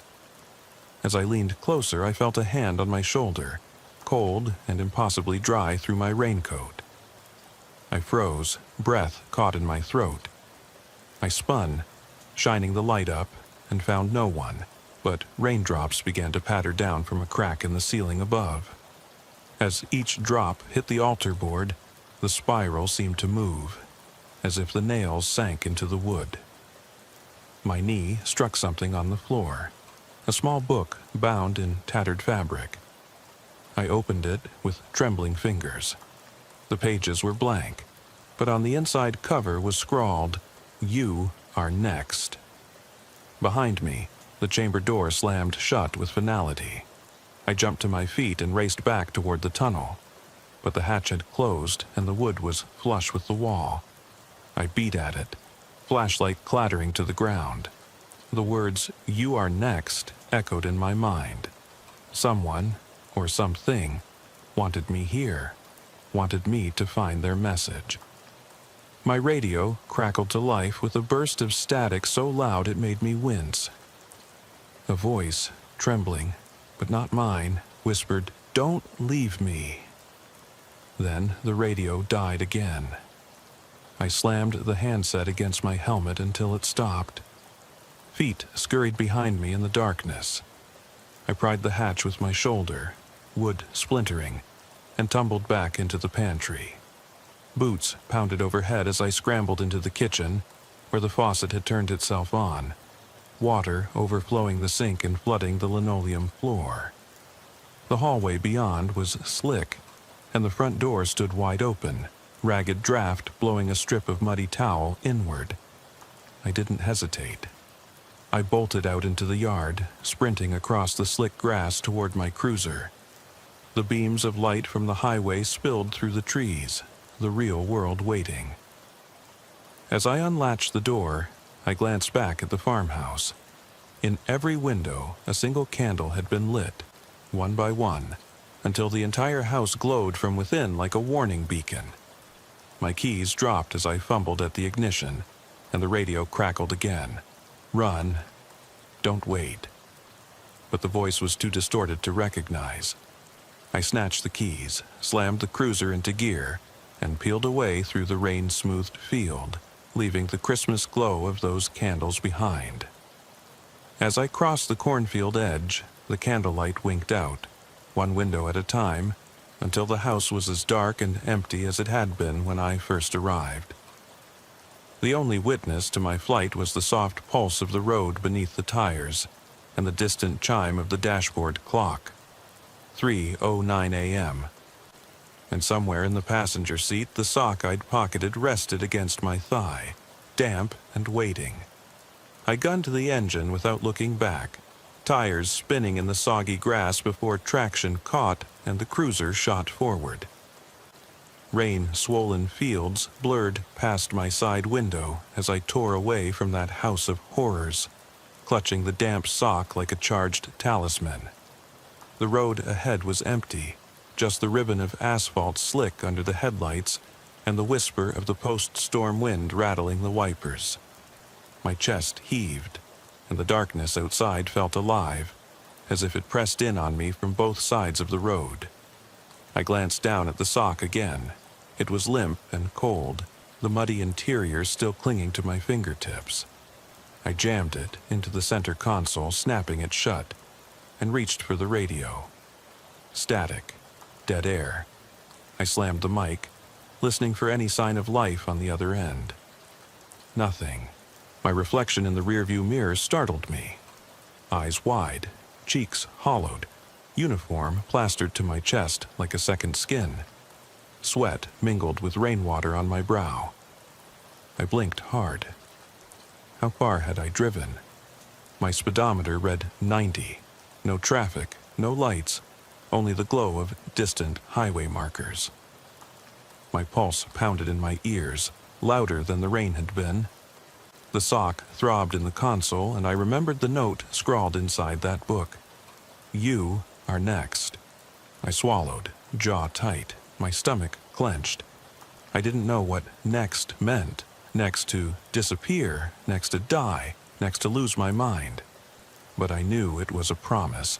placed on my path like those wooden stakes in the cornfield, an unspoken ritual calling me back. Up ahead, at the curve by the old mill sign, I flicked on the overhead map lamp. The soft yellow glow revealed my phone's abandoned message thread. Turn around. No timestamp, no sender. I thought of the farmhouse windows. First, a single candle, then dozens, lighting and dying like a heartbeat. The memory echoed in my mind. The silhouette, the child's sock, the phantom voice on the radio whispering, "Don't leave me." I punched the map lamp off and continued past the curve, hugging the fog line. That bend had always been death's doorstep. Local legend said a school bus full of kids had plunged into the creek there decades ago, though records never confirmed. At night, on a rainy curve like this, people swore they saw lights bobbing beneath the water. I had ignored those stories until now. My mind raced through possibilities. Some disturbed soul orchestrating these scenes, planting clues and setting the stage. Or something older, something rooted in the earth like those corn stalks, feeding on fear and rain. My training told me to turn back, call for help, and regroup at the station. But a deeper part of me, the part drawn to chaos, pushed me onward, curiosity burning hotter than dread. I muttered under my breath, "Show yourself." And the silence answered me.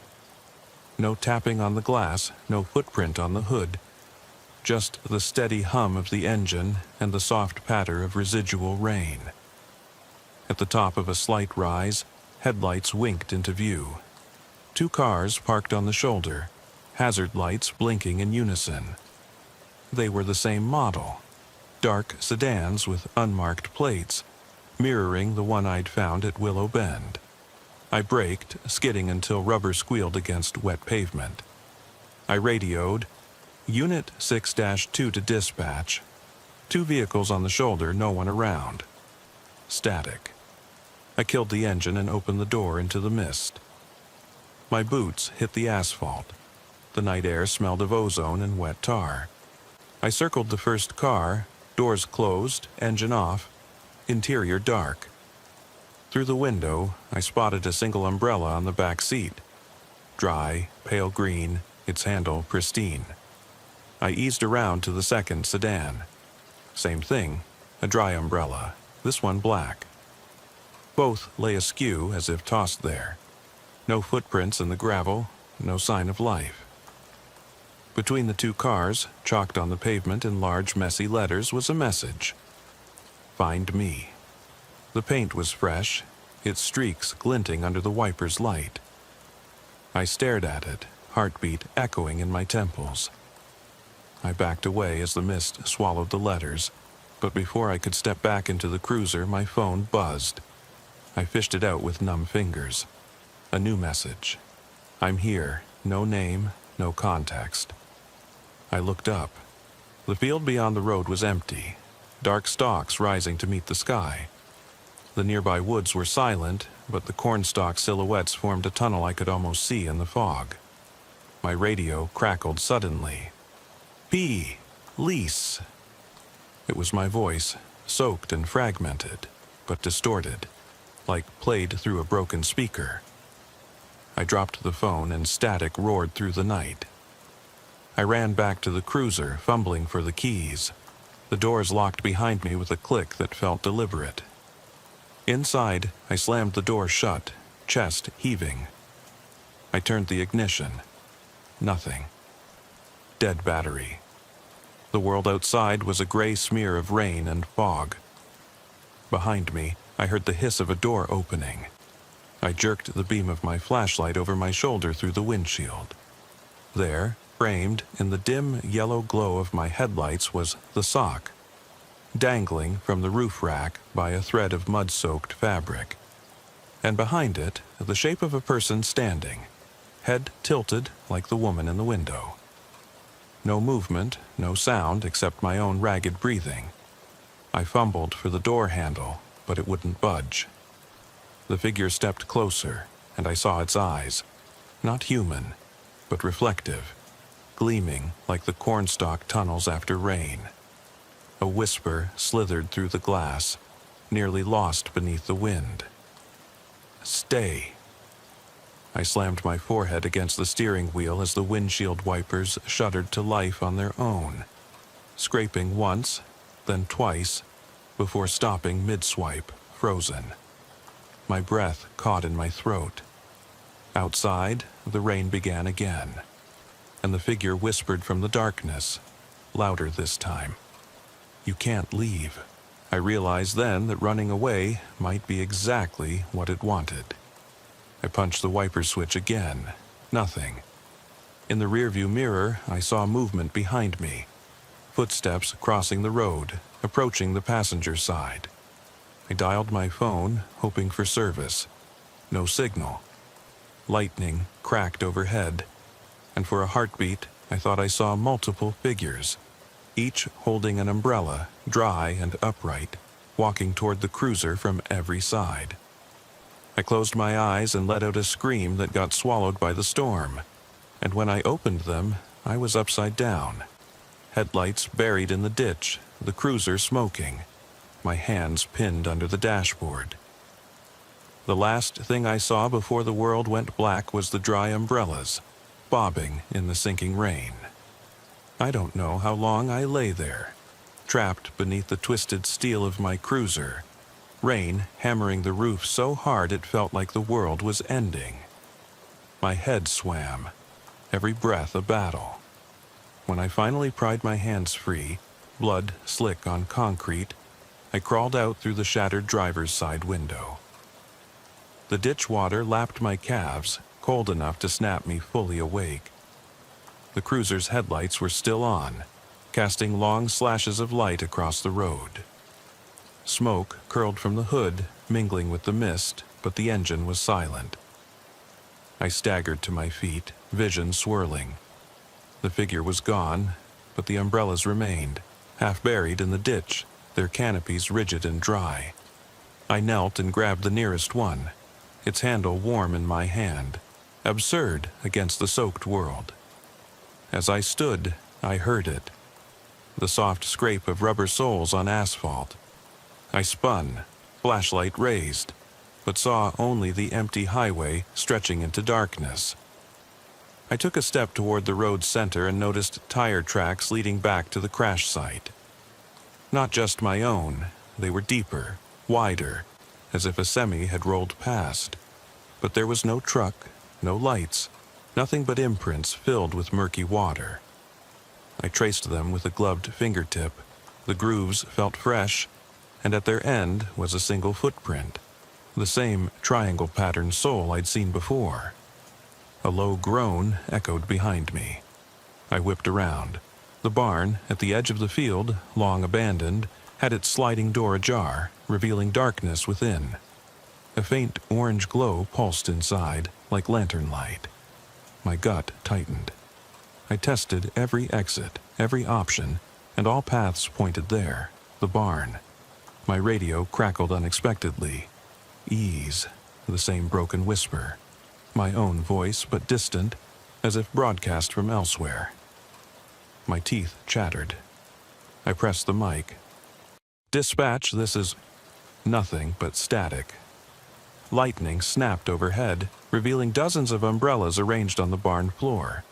Handles buried in straw, canopies pointing skyward like a field of ghostly mushrooms.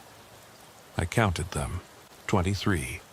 Each one different in size and color, but all bone dry no matter how long the storm had raged. Their arrangement formed a path leading deeper into the barn's belly. I stepped forward, mud sucking at my boots.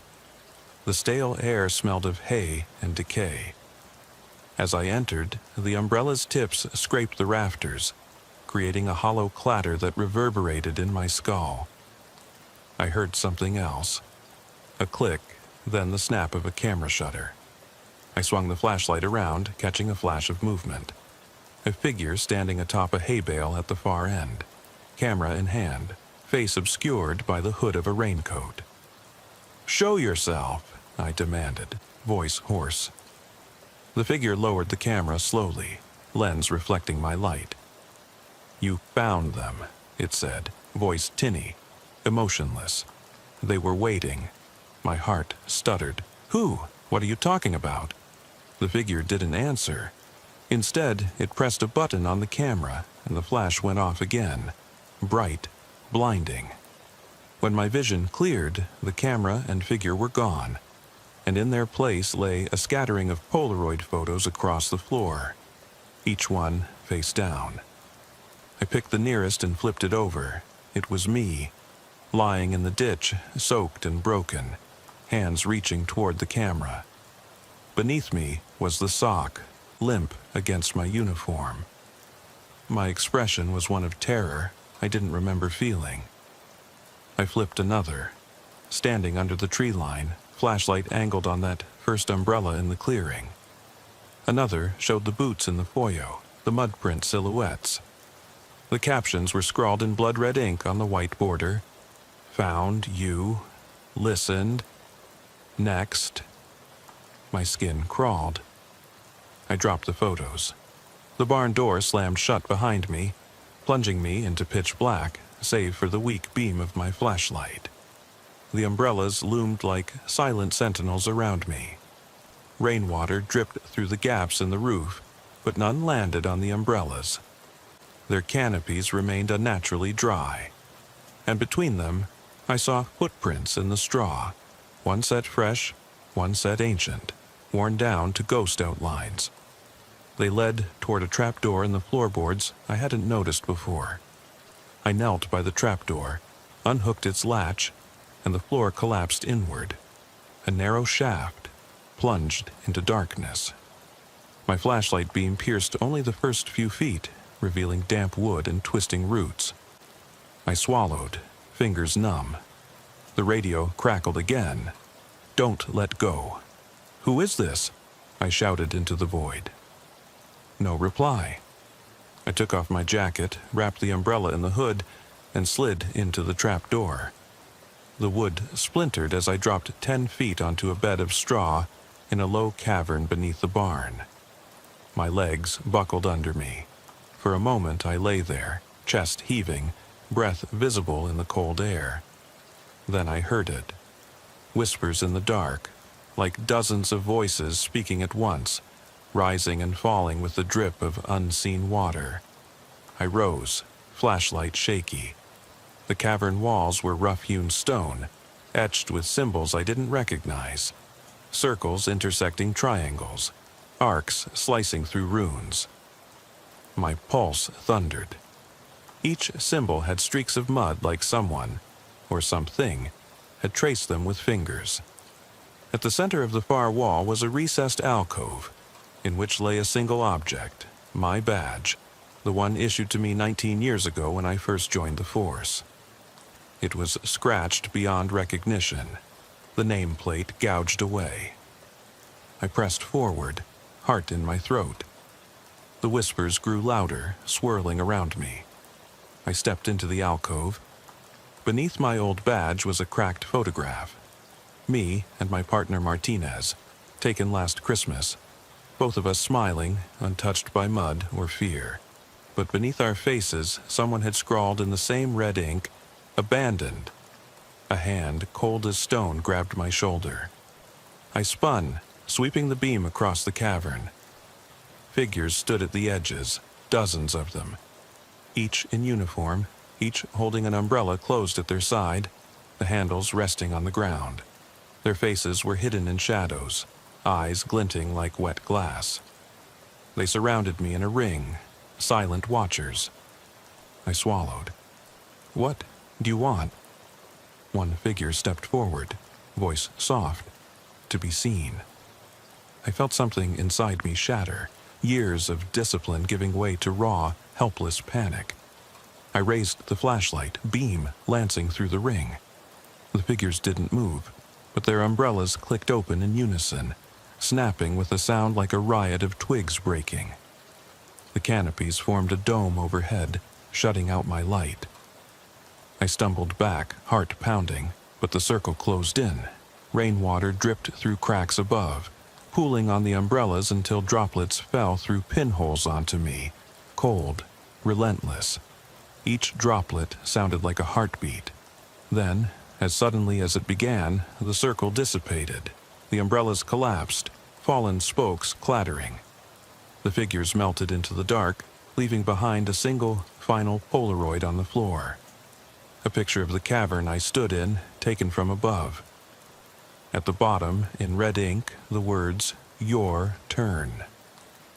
My flashlight flickered and died. The cavern plunged into darkness, and the whispers erupted into a cacophony, drowning me in voices. I dropped to my knees, hands over my ears, every instinct screaming to run, to scream, to escape. But there was no way out. The trapdoor above had sealed itself. The only exit was through the ring of silent watchers, and they were closing in again. I don't know how long I stayed there, eyes open in the pitch, until the whispers faded to a single word echoing in my mind. Remember. Then silence. And I realized what happens to officers who vanish on rainy nights. They become part of the story. I will never be found. Some nights, I still wake to the tapping of umbrellas on asphalt, waiting for the wipers to scrape the final question across my window. Will anyone answer? I stumbled onto the pavement like a drowning man washed ashore, the world tilting beneath my boots as I tried to orient myself. Dawn was breaking, a thin gray light bleeding into the sky, and the rain had finally ceased, leaving the world glistening but empty. I could hear no sirens, no footsteps coming to my aid. Only the soft drip of water from the roadside mailbox, each drop echoing louder than any shout. I pressed my hand to my forehead, the cold metal of the dry umbrella I still gripped pressing into my palm. My uniform was shredded, mud-caked and torn, and every bone in my body ached as though I'd been run through a grinder. But when I looked up, there was no sign of the cruiser, no wreckage in the ditch, just the abandoned highway stretching east, the yellow line smudged by tire spray, the white fog line swallowed in morning mist. I called out, voice rough, "Officer Ramirez?" No answer, only the whisper of wind through the puddles. I tried my radio one last time, nothing but static. The handset felt useless in my hand, and I tossed it aside onto the wet pavement. I started walking, each step slow and deliberate, hoping someone, anyone, would find me. My mind reeled, trying to piece together what had happened. The barn, the cavern, the circle of watchers, the Polaroids, the whispered commands, the cold claustrophobia of that underground chamber. And most importantly, the truth of what they wanted. They wanted to be seen, they had said. And I had seen them, one by one, in pockets of darkness, in the flicker of candlelight, in the hollow echo of my own voice. I reached the crest of the rise by the old mill sign, the same curve where I'd braked for those sedans. In the pale light I saw them again, two identical dark sedans parked in the same spot, hazard lights blinking slowly, as if they'd been waiting for me all night. I froze. The pad of my heart felt suddenly too big for my chest. The puddle beneath each car rippled, but no rain fell. In each driver's side window leaned an umbrella handle, poking through the glass. Canopies pressed against the glass but completely dry. I approached the first car, mind churning. The driver's door was ajar, swinging on a broken hinge. I crouched and peered inside. The seat was empty, but the floor was lined with those small triangular footprints, deep, overlapping, fresh. They led across the passenger seat and vanished through the back door. I shone my flashlight, no beam, just feeble morning light. But it was enough to catch glimpses of muddy gloves hanging from the headrest, soaked coat draped across the back. In the other car, I found the Polaroid camera, its strap snapped, lying on the passenger floor. I picked it up, heart hammering. I thumbed the film door open, empty. I flipped it shut and heard a soft click from inside the glove box. I opened that too. A single Polaroid lay there, face up. My own face, eyes wide with terror, mask of exhaustion. The date, scrawled in red ink, overlapped the corner. Tomorrow. My skin crawled. Tomorrow. As if someone had profiled not just my fear, but my calendar, my schedule. They knew I'd be on night shift again, patrolling these curves, chasing ghosts until dawn. A sudden sound behind me made me whirl. On the far side of the road, between the two sedans, footsteps padded softly on the gravel. I aimed the camera's busted flash toward the sound. Nothing. The mist drifted. The only sign that someone had been there was a single set of footprints, leading east into the fog, deeper down the highway. I realized I still held the umbrella, the same pale green one from the farmhouse clearing, its handle slick and cold. I stepped back, but the world tilted. My legs gave way and I collapsed to my knees in the center line of the road.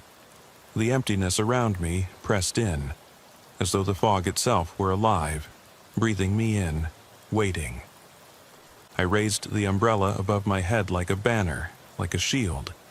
The underside was stamped with the county seal of a place that didn't exist. A mirror image of the badge I'd found in the clearing.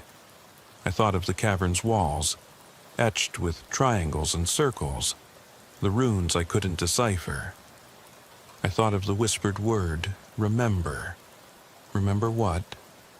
Who? And why me? I shut my eyes, trying to recall anything normal. My wife's face before she left, the sound of my partner's laugh, the safe warmth of the precinct break room. But each memory was contaminated now, tinged with fear and mud, and the stale dread of that underground altar. A distant rumble made me lift my head. The black outline of a semi-truck appeared, headlights piercing the gray. It barreled toward me, too fast to veer. I stood, or tried to. The rumble grew louder, the vibrations shuddered through the pavement. In its radiator grill I thought I saw shapes. Umbrellas instead of headlights, pink and yellow and black, arranged in a haunting pattern. Two circles intersecting a triangle. I closed my eyes, the roar threatened to drown out thought. Then the reflection in the windshield.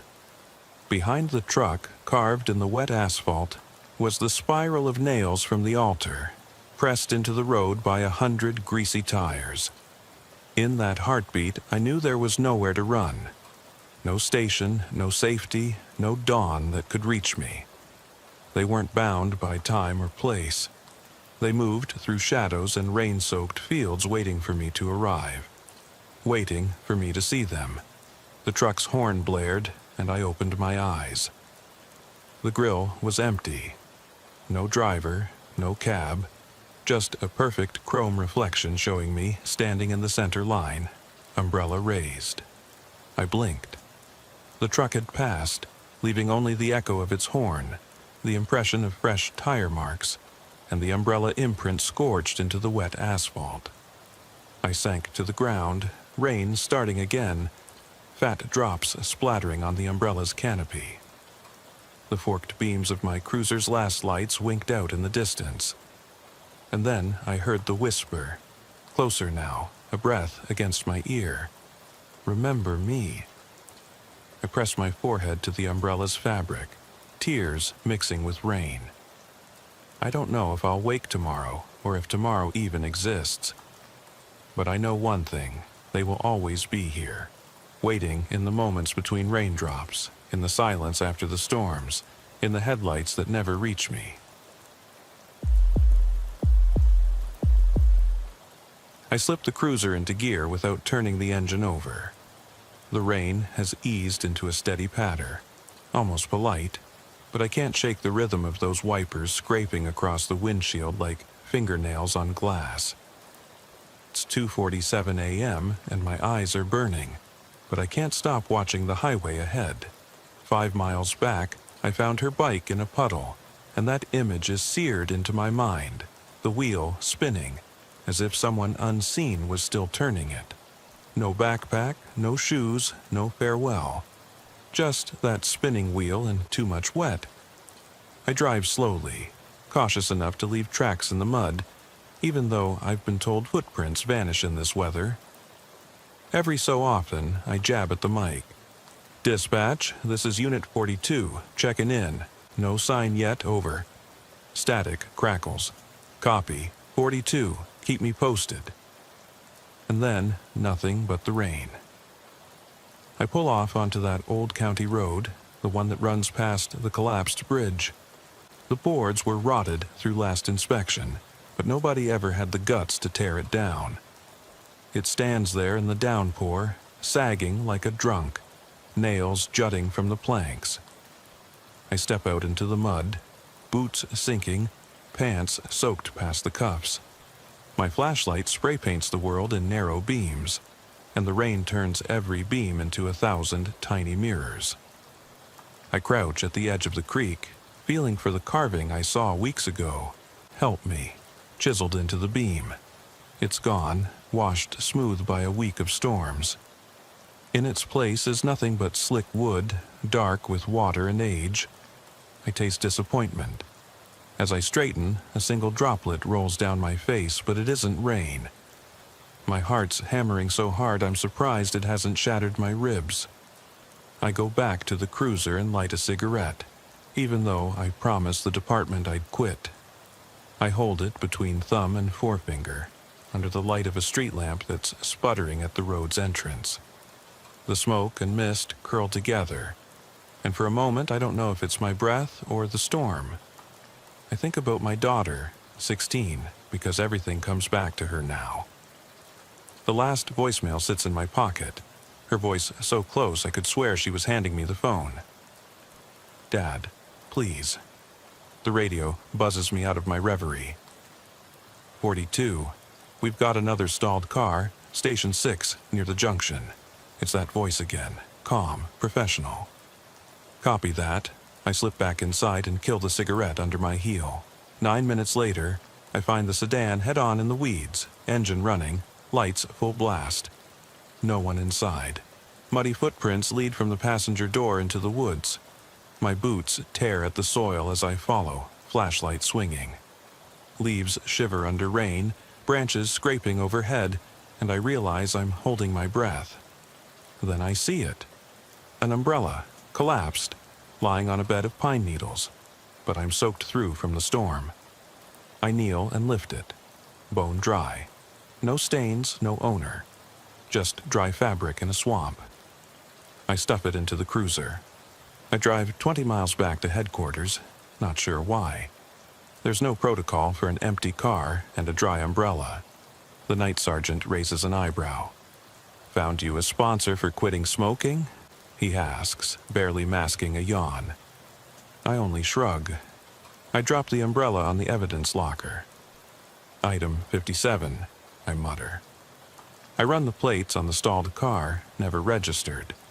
ID on the seat is shredded.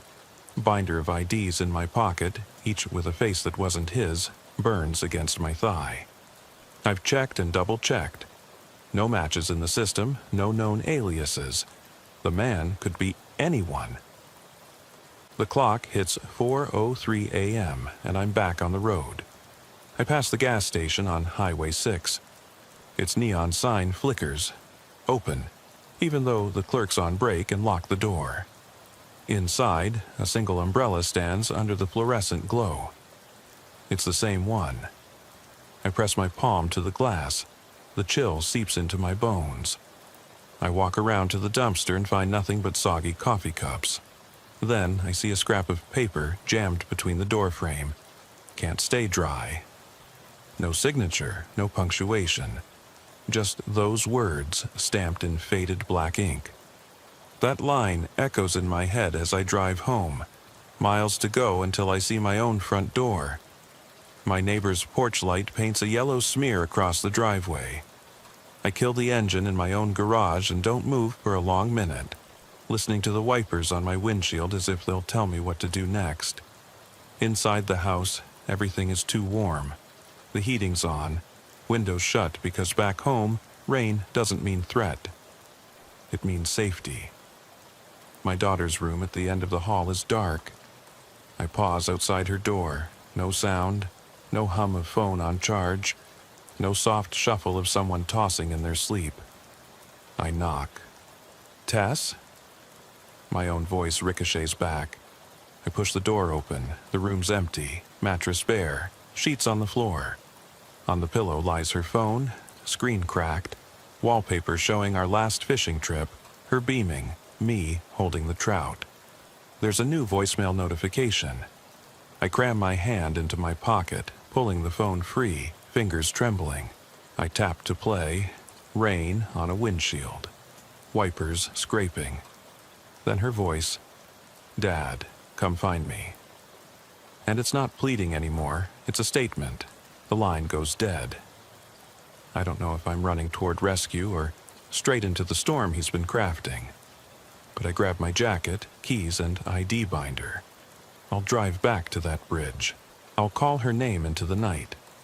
I'll answer every question I ever ignored, because the rain is coming again. And this time, I can't let it wash away what I almost missed. The wet leather of my boots squelches as I step back into the downpour, the night stretching before me like a long sentence I can't end. The rain is coming down harder now, each droplet a drumbeat against the cruiser's roof, insistent, unrelenting. I jam the key into the ignition, praying the engine turns over on the first try. It coughs, then roars to life, headlights cutting clean slashes through the darkness. The dashboard clock blinks 4:10 a.m., but time here feels suspended, as if the storm has swallowed every second and left only the splashes of water and the hum of the transmission. I pull from the garage, leaving the dry umbrella on the passenger seat propped against the door like a silent witness. I run my fingers across the ridges of the handle. Cold, smooth, untouched by rain, despite every wet street I've crossed tonight. There's no logic to it, and I'm sick of logic. Protocol says I should call tonight's extra assignments done, file a report on the missing daughter, maybe go through the motions of concern before heading home. But home feels irrelevant now, like a promise I made long ago and forgot the terms. The road out of town is slick with runoff, and I grip the wheel tight enough to whiten my knuckles. The highway guardrails flash by in intermittent glimmers, reflections of my headlights echoing off the metal. Each mile marker ticks past, 24, 25, 26. The corridor between past and future narrows with every turn, and I realize I'm driving not toward an answer, but deeper into the question. I find myself back at the collapsed bridge just before 4:30. The creek below roars white and foamy, pushing against the broken beams like a beast sniffing at a trap. Moonlight, filtered through scudding clouds, brushes the water's surface. I kill the engine and step out again, the cold assaulting my lungs. I don't know how many times I've returned to this spot in the last few weeks. I don't know if I believe the carvings hold truth or if I'm chasing ghosts born in my own mind. The dry umbrella is still there, leaning against the guardrail. I step closer, heart thumping so loud it masks the roar of the creek. The fabric is pale against the dark wood, ribs splayed like skeletal fingers. I run my hand along the shaft. It's humming with anticipation, as if it knows I'm here to find something. I could toss it back into the trunk, leave it with the others, but I need it. Some piece of the puzzle I haven't named. I lean back and stare up at the sky. Rain lashes my face, but above the bridge's wooden skeleton, the clouds part just enough to let a star, lonely and distant, bleed its light. I remember nights on patrol when I'd stare at that same star, wondering why duty had chosen me. I noticed the first inkling of a tremor in my hands. I drop my gaze to the ground, to the mud where footprints should be, but there's nothing, No boot prints, no stray impressions. Just earth soaked clean. A howl drifts in from the woods, a coyote or something larger, and I startle, cock my head, listening. The hush that follows is more alarming than the cry itself. It's as if the forest holds its breath. I check my watch, 4:33. The number feels ominous, as if time itself is taunting me. I exhale, fog billowing from my lips, and I realize that all the questions swirl together. Why the IDs? Why the carving? Why the dry umbrella? Why my daughter? And why do I keep returning here when every instinct screams at me to drive away, put this night behind me?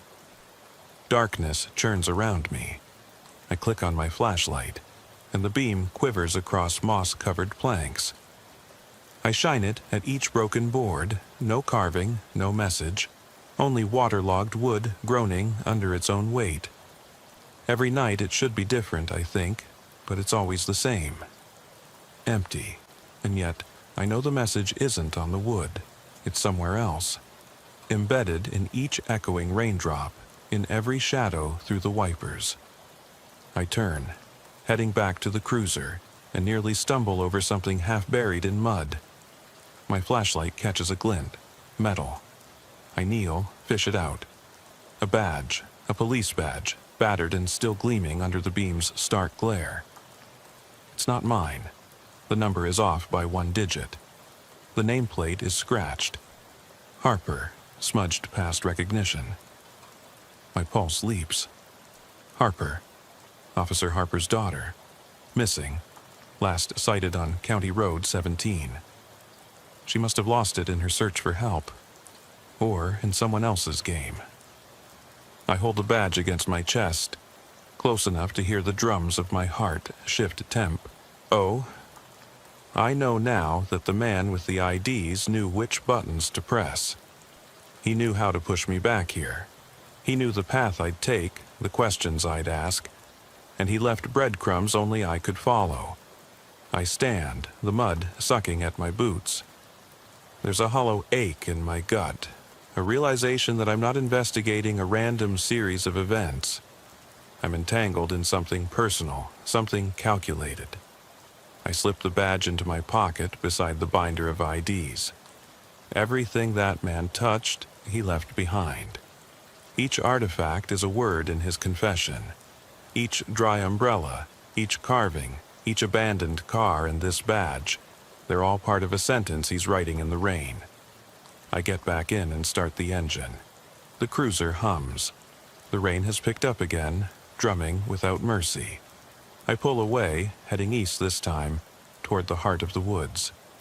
The GPS flickers, signal fading, but I know the road. An old service road that leads to an abandoned farmhouse my rookie partner once joked about. They said nobody lived there, windows broken, walls sagging. A place people avoid, even in daylight. Perfect for someone who wants to be forgotten. I drive through knee-deep puddles, the tires hissing. Every mile I think I'll find another clue. A footprint, a scrap of clothing. But the road offers only more rain and more darkness.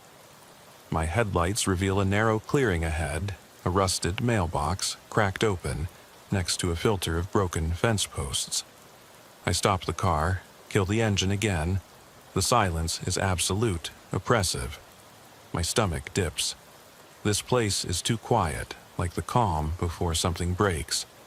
I open the door, pull out my flashlight. The beam slashes through the rain, landing on the farmhouse's silhouette. Roof collapsed in the center, walls bowed outward. A single window glows with a flicker of light. Candle? Flashlight? I can't tell. I check my gun. It's loaded, safety off. I step forward, boots crunching on gravel. Rain spatters on the brim of my hat, and I remember how he said he'd find me. My heart hammers, but I move with purpose. Each step is a vow, to find her, to answer the questions, to confront the man orchestrating this nightmare. I reach the door frame, no lock, just a ragged gap, and shine my light inside. Wooden floorboards slick with rainwater, door to the cellar hanging open, revealing a black mouth in the floor. I shine the light down, heart in my throat. There, scrawled on the step, "You came." Beneath it, another line.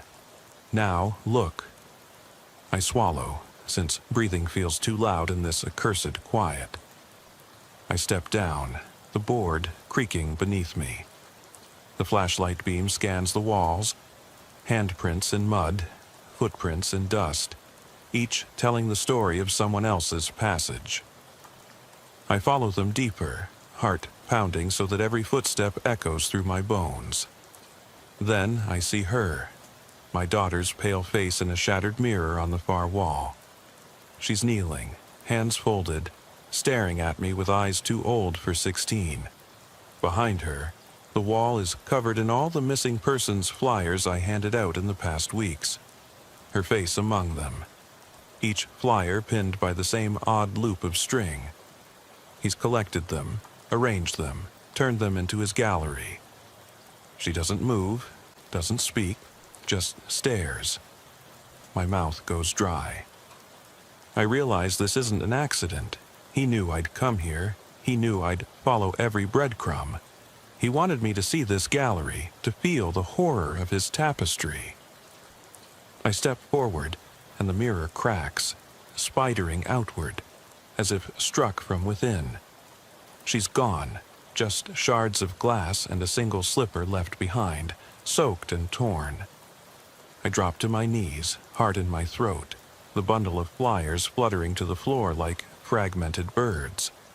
Above me, footsteps, or so I think. In the darkness beyond the beam's edge, I hear a familiar rhythm.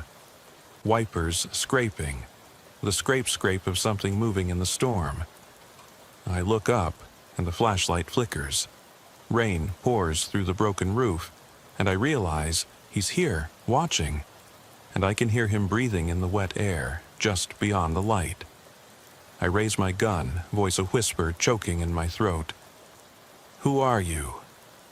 No answer. Only the scrape. Closer, coming to fill the shadows as I stand, rain washing the blood from my palms. The unanswered questions piling like floodwaters around me. I step toward the dark, into the pause between thunder and silence, and the world tilts as I reach for what I can't yet see. The storm pressing in on every side, daring me to follow. I don't know what I'll find, but I have to keep going, because this night is mine now and I can't stop until the truth steps out of the rain and speaks my name. I don't bother closing the cellar door behind me.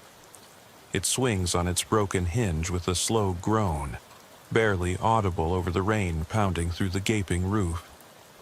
The beam from my flashlight quivers on the damp stone steps, illuminating slick moss and pooled water that smells of rot.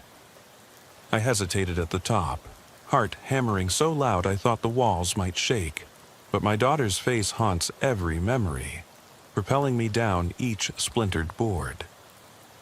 The chamber is split in two by a low stone partition.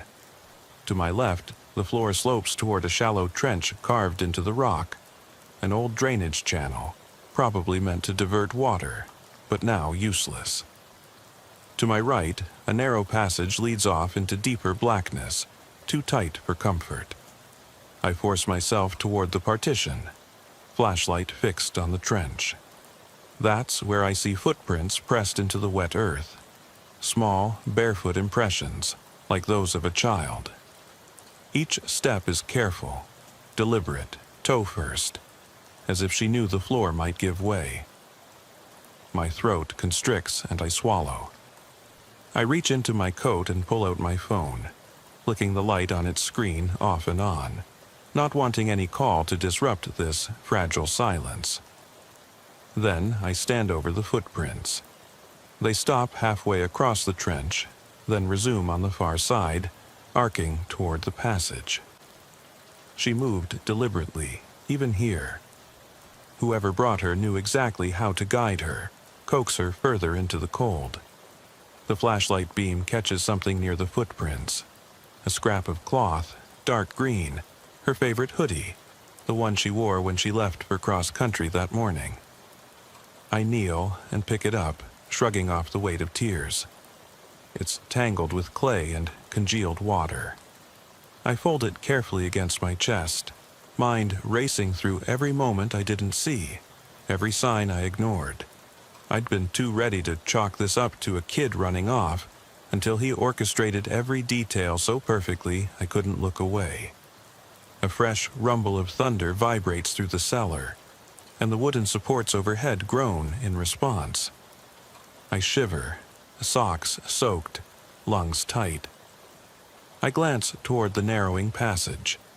That's where the candlelight flickered in the distance, just a faint glow beyond sight when I first entered. Now it's gone, swallowed by the rain and darkness. I'm about to step forward when the beam picks up something on the wall.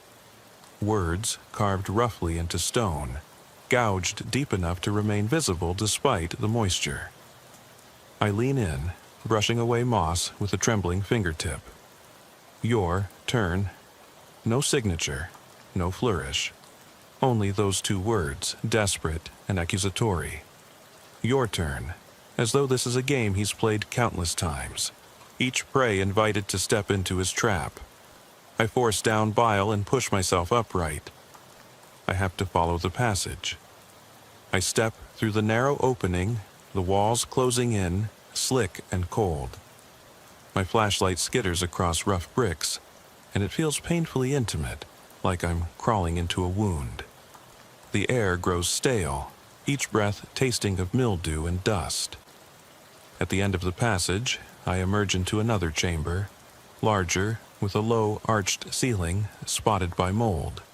Here, the floor is strewn with debris, broken planks, shards of glass, and dozens of empty picture frames lying upside down in the mud, their glass shattered. I pick one up, heart lurching. Inside the frame is a Polaroid, a bloodless hand pressed flat against a bathroom mirror, the wet imprint leaving a ghostly outline. No face, no context, just the hand, splayed fingers leaving little rivulets of water trailing down the glass. I lower the frame, stomach dropping. I can't tell if it's her hand or someone else's. My mind recoils at the thought that each frame could hold another fragment of terror he's assembled, another testimony to his control. I slide the Polaroid into my pocket, careful not to smear the image. My flashlight dances across the chamber, and suddenly I notice the far wall is covered in scrawled messages, sprayed or scratched across every inch. Did you look? Whose turn is it? I know your fear. The scrawls overlap in chaotic layers, ghostly white against the damp stone, each word echoing in my chest like a cursed mantra. A drip of water splatters on my head. I look up. The ceiling is semi-collapsed here, jagged beams blocking what little moonlight filters through.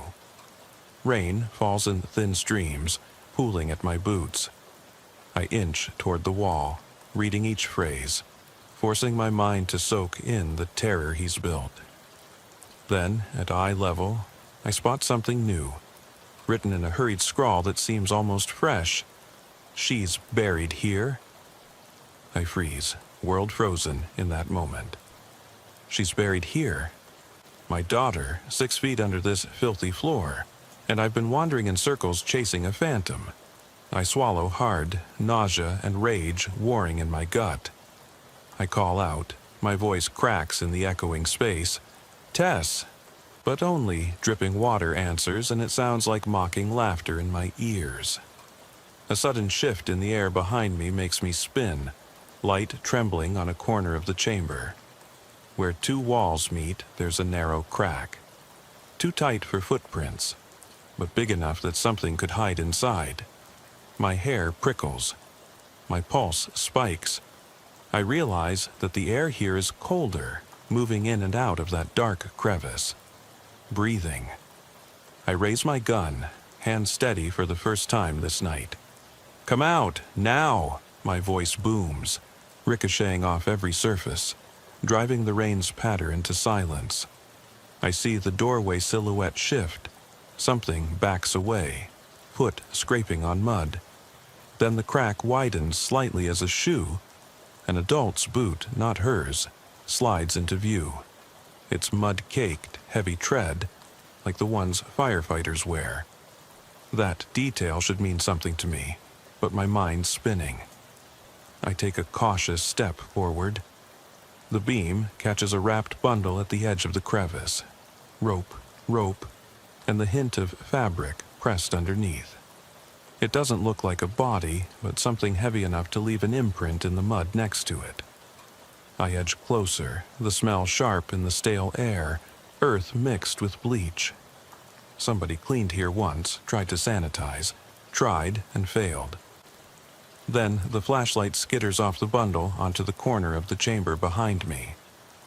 And I see it. A single lamp, oil lamp, small, guttering, but lit.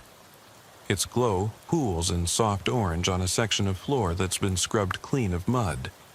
No footprints, no blood, nothing but a small circle of clean stone in a room of filth. I swallow, bone-deep tremor. He's preparing a stage.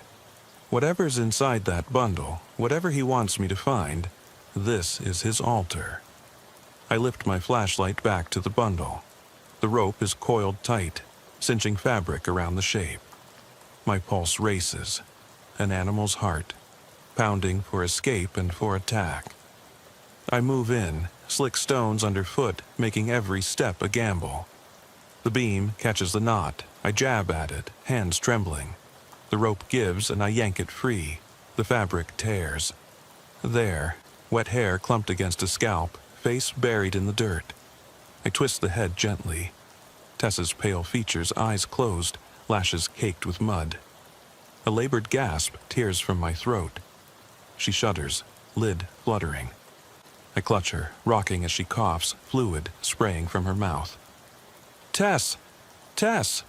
I cup her jaw, forcing her eyes open. They're gone. Gone from fear to blank recognition. She blinks, dazed. I scoop her into my arms.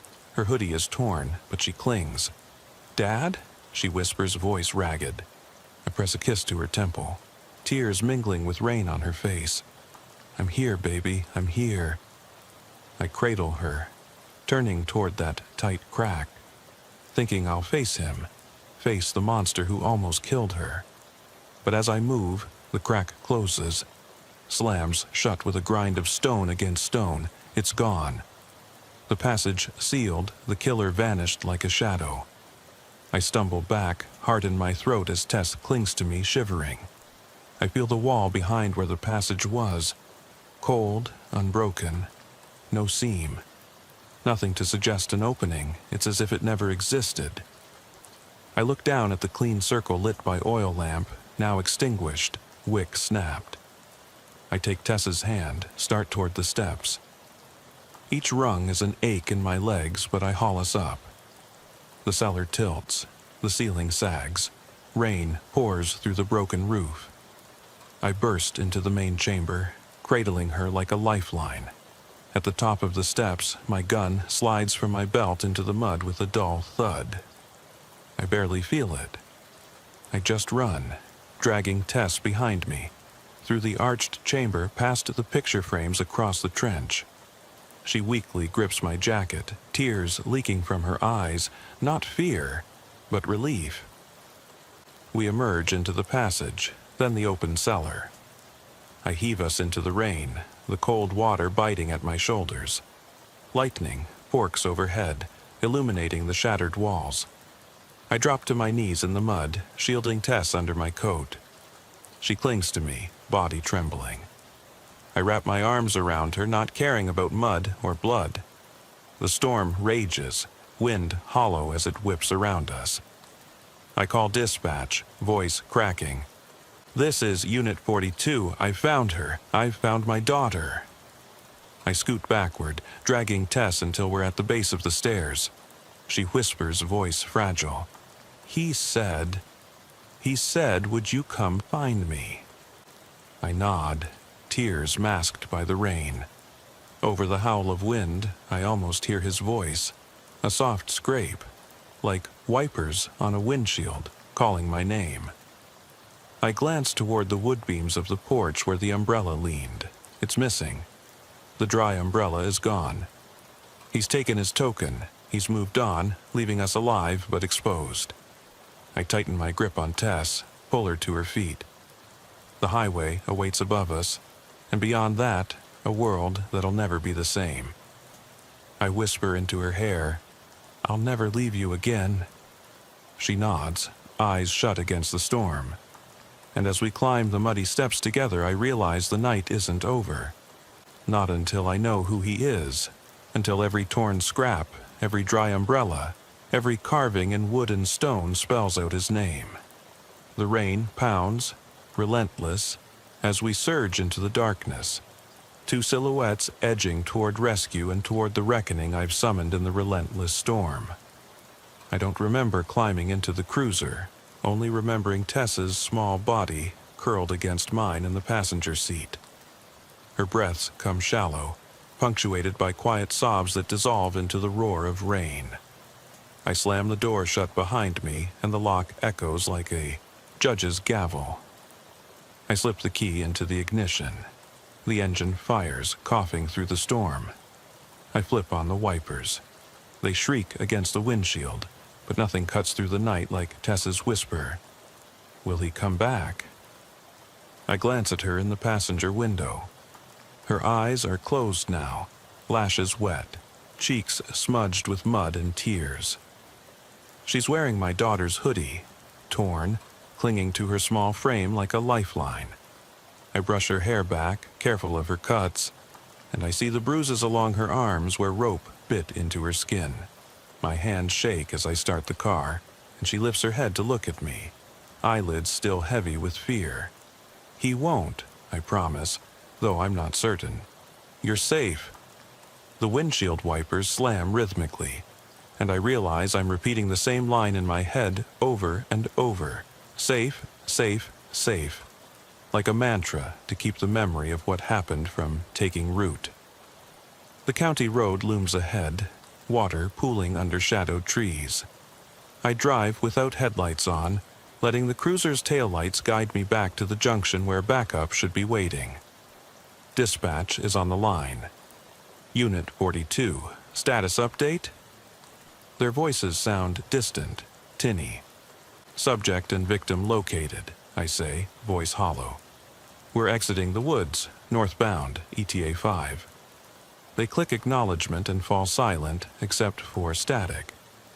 I check the rearview mirror. Rain streaks across the glass, distorting Tess's face until she looks like half child, half woman, older, haunted. I slam my hand on the steering wheel to stop my pulse from leaking into my voice. Just hold on, baby, I murmur. Hold on for me. We reach the intersection.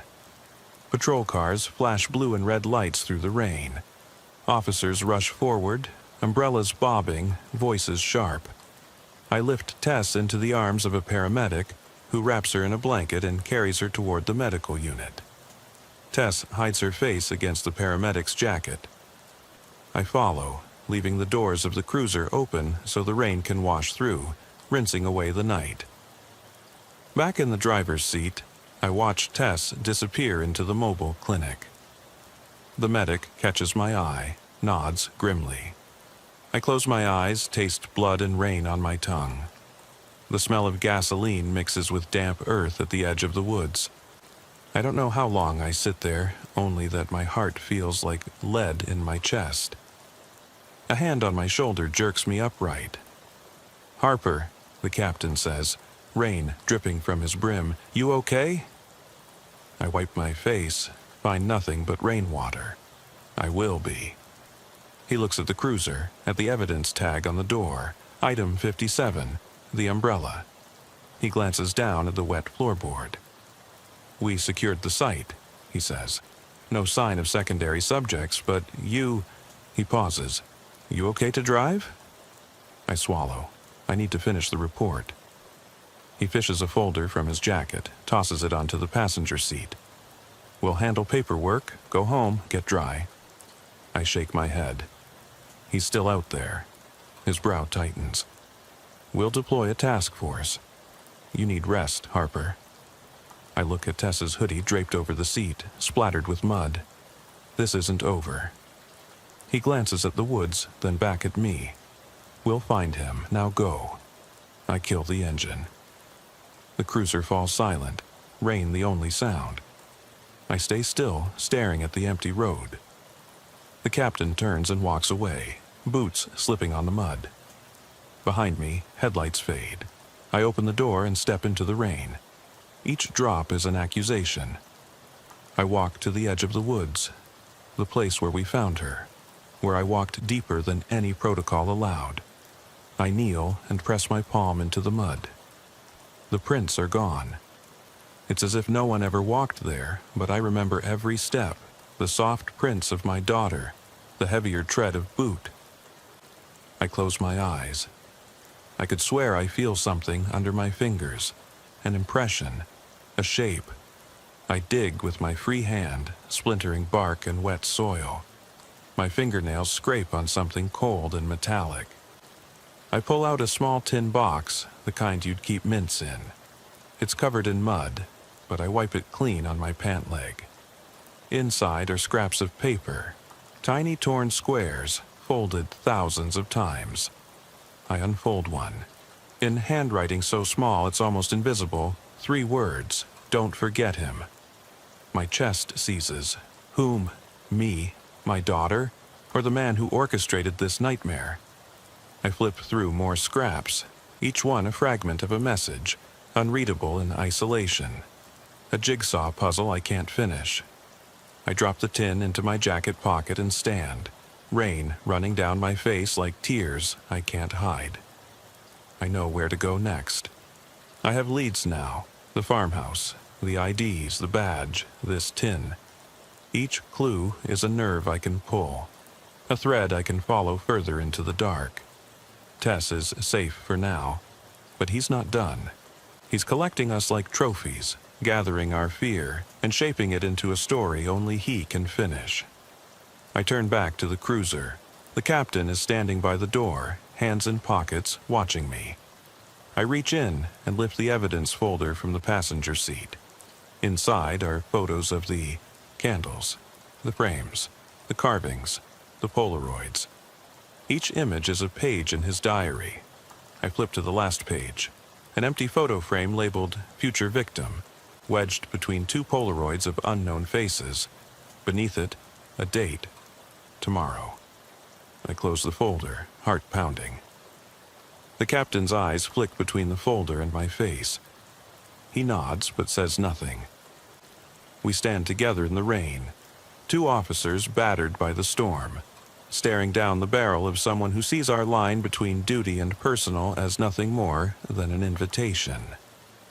I get back in the cruiser, slide the folder onto the seat beside me, and close the door. The lock clicks. I reach into my pocket and finger the tin. I contemplate opening it, reading the rest of those scraps, letting him speak through these clay tablets of terror. But I don't. Some secrets you want to keep hidden even from yourself. I start the engine. The wipers slap the windshield. I pull away, heading for the precinct. Tomorrow, I'll wake Tess, tell her it's going to be okay. Tomorrow, we'll try to remember what life looks like without fear. And tomorrow, I'll come back to this note, this tin, this promise of another name. The road unfolds before me, slick and unending. And I know, when the rain falls again, it will not wash away the night. It will only remind us that the storm is never truly over. What do you do when the storm knows your name? The precinct is empty when I get back. Hallways lit by that flicker of fluorescent bulbs that never seem to burn at full strength. Tess is draped over her bed in the holding cell. Blanket up to her chin, eyes closed but restless, murmuring fragments of her fear in her sleep. I pause at the bars, watching her chest rise and fall unevenly, as though she's breathing rain instead of air. I slip the evidence folder onto an empty desk, open it to the last page, and run my finger over future victim, with tomorrow's date scrawled beneath. My hand trembles. I step into the bullpen, where desks huddle like islands in a sea of linoleum. I slide into my chair, rub my face, then flip open the tin. The scraps are folded so many times their creases form a web. I unfold each one carefully, laying them in a grid across the desk, like cards in a tarot spread. Most are illegible, ink blurred by water or too small to read, but a few show words or fragments. You hear her? The next drop? Between wiper beats. Know my name now. My pulse thunders. He's speaking through paper fragments, making the rain his instrument, spelling out his intent in the spaces between storms. I spread the fragments so I can stare at them, willing them to form a message, but they refuse. They stay broken. I glance at Tessa's cell. She's quiet now. I close the tin, slip it into my coat pocket, and stand. The files on my desk go unfiled. Carla Benson's missing persons report, the logs for every stalled car, the inventory of every dry umbrella recovered. A mountain of half-finished cases. But tonight I only have one priority: finding him before he writes tomorrow's date. I slip past the sergeant at the door, nodding tight-lipped, and head down the corridor toward the records room. I need the original badge records for Harper, the badge I found in the mud at the bridge. Who else could have lost it? Who else's number is that one digit off from mine? The records room is cramped, the catalog cabinets crowding every foot of wall. I pull open drawer 17, then 18, flipping through laminated sheets until I land on Harper, Unit 41, and Harper, Unit 42. The badge I found bears Unit 41. That guy doesn't exist. Unit 42 is me. Unit 41 was my brother, Jason Harper, killed 5 years ago in a shootout that was ruled justified. He was the rookie, pinned down by 2 men with shotguns. I found his body. One bullet had torn a path through his uniform badge. I rest my palm on the drawer. My breath catches. He's taken Jason's badge from the memorial case at the family's request. I had pried it off months ago, brought it home, wrapped it in a box of old patrol photos. It vanished the night Tess went missing. He used it to mock me, to remind me that I'm chasing ghosts of the past and the present. I close the drawer. I leave the records room without logging entries.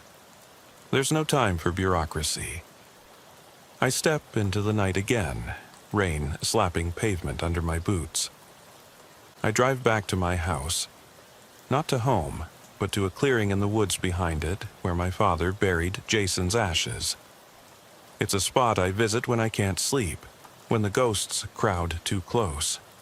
The path is overgrown, summer grass gone wild. I hack at it with my flashlight, make my way to the flat stone I placed atop the urn. I kneel, fingers trailing across the engraved name. Jason L. Harper, 1983 to 2019. I slide the urn from its niche. The lid rattles when I shift it.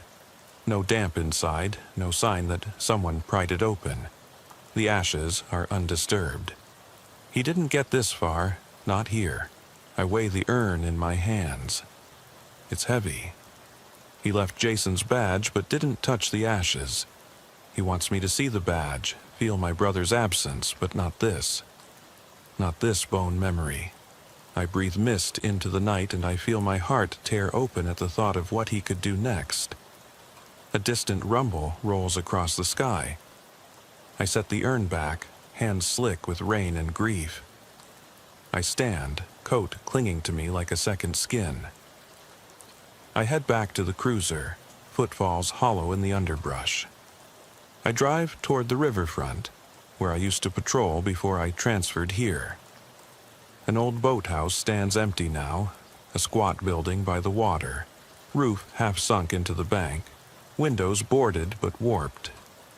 perfect for someone who wants to stay in the shadow of water, to use the river's dark pulse as a shield. I park under a street lamp that flickers in protest. Wipers off. Rain is heavy enough without them. I click on my flashlight and move to the boathouse door. I jiggled it months ago when the first dry umbrella emerged upstream. No answer. Tonight I shove harder. The door swings inward with a sigh of rot. Inside is wet wood, the stench of algae, and footprints on the floorboards. Size 12, the same heavy tread I saw in the cellar, but now mixed with smaller prints that could be Tess's or someone else's small foot. I follow them to the far corner, where water seeps up between planks. My heart sinks as I kneel. The small prints circle a section of floor that's been pried up, boards stacked to one side. Beneath is a shallow pit, mud and water swirling at the bottom. I shine my light across its walls. A series of photographs stick to the hard-packed earth, pinned with nails like trophies. I pick one up with gloved hands. It's me, arms folded, standing at the smashed window of the farmhouse. The next photo is Tess running for cover behind the cruiser. Her face is blurred, but the expression is clear, terror without escape. I swallow and load my gun, stepping carefully around the pit. Then I see it, the last photograph nailed to a plank supporting the boathouse beam. The photo is of Jason, standing in uniform behind me, our last patrol together. His grin is bright, hopeful. I tape my flashlight to my helmet so both hands are free. I press the beam on the photo. The wood around it has been carved, tiny letters gouged into the plank around his picture. Your turn to fear me. My breath hitches. The photos fall like wet leaves, tumbling into the pit. I step back, chest tight. He's been here, he's here now, leaving these messages as signposts in my life's worst places. My daughter's cell, my brother's grave, the farmhouse, the boathouse. A twisted breadcrumb trail that maps heartbreak and forces me to follow. I lift my gun and sweep the building. The darkness recoils, but I know he's here, even if just beyond my light. I call his name, voice a rasp. I know you're here. But the rain answers, and the water trickles through the pit in a mocking susurration. I back out into the night, each step deliberate, boots sinking in mud. I pause under the lamp. I check my phone, 3:33 a.m., a number he loves, mirrored and reborn. I tuck the tin in my coat, tape the final photo into the folder labeled Exhibit Z'd, and head back to the cruiser. I climb in and lock the door. I sit for a long moment, chest heaving. I think of Tess asleep in the cell, safe for now. I think of Jason, ashes undisturbed. And I think of him, our tormentor, the architect of this ordeal, somewhere in the storm, writing today's date in umbrellas, carvings, scraps of paper, photographs, waiting for me to come find him again. I put the car into drive. The wipers scream, clearing away the dark. I pull onto the road and head toward home, toward the cell, toward the rest of my life that he's already rewritten in his image. The night stretches in front of me, a ledger that demands another entry. I raise my hand away from the steering wheel, wrist turning so I can see the tin's lid pressed in my jacket pocket. Tomorrow's date is still blank. He's given me another day, but am I ready to fill in the last line of his story? I remember pulling away from the precinct at 11:07 p.m. when the rain started. First, a gentle hiss, then a relentless drumming that felt like God's own heartbeat against the roof. I flicked on the dome light just long enough to check my notes. A missing teenager last seen near the old Cotton Gin on West Elm, the same place I'd responded to a busted pipe 2 years ago. The radio crackled as I eased onto Highway 47, tires whispering on wet asphalt. My coffee sat lukewarm in the cup holder, steam rising in a ghostly swirl I barely noticed.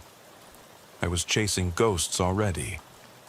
By 11:21, I was 5 miles out of town.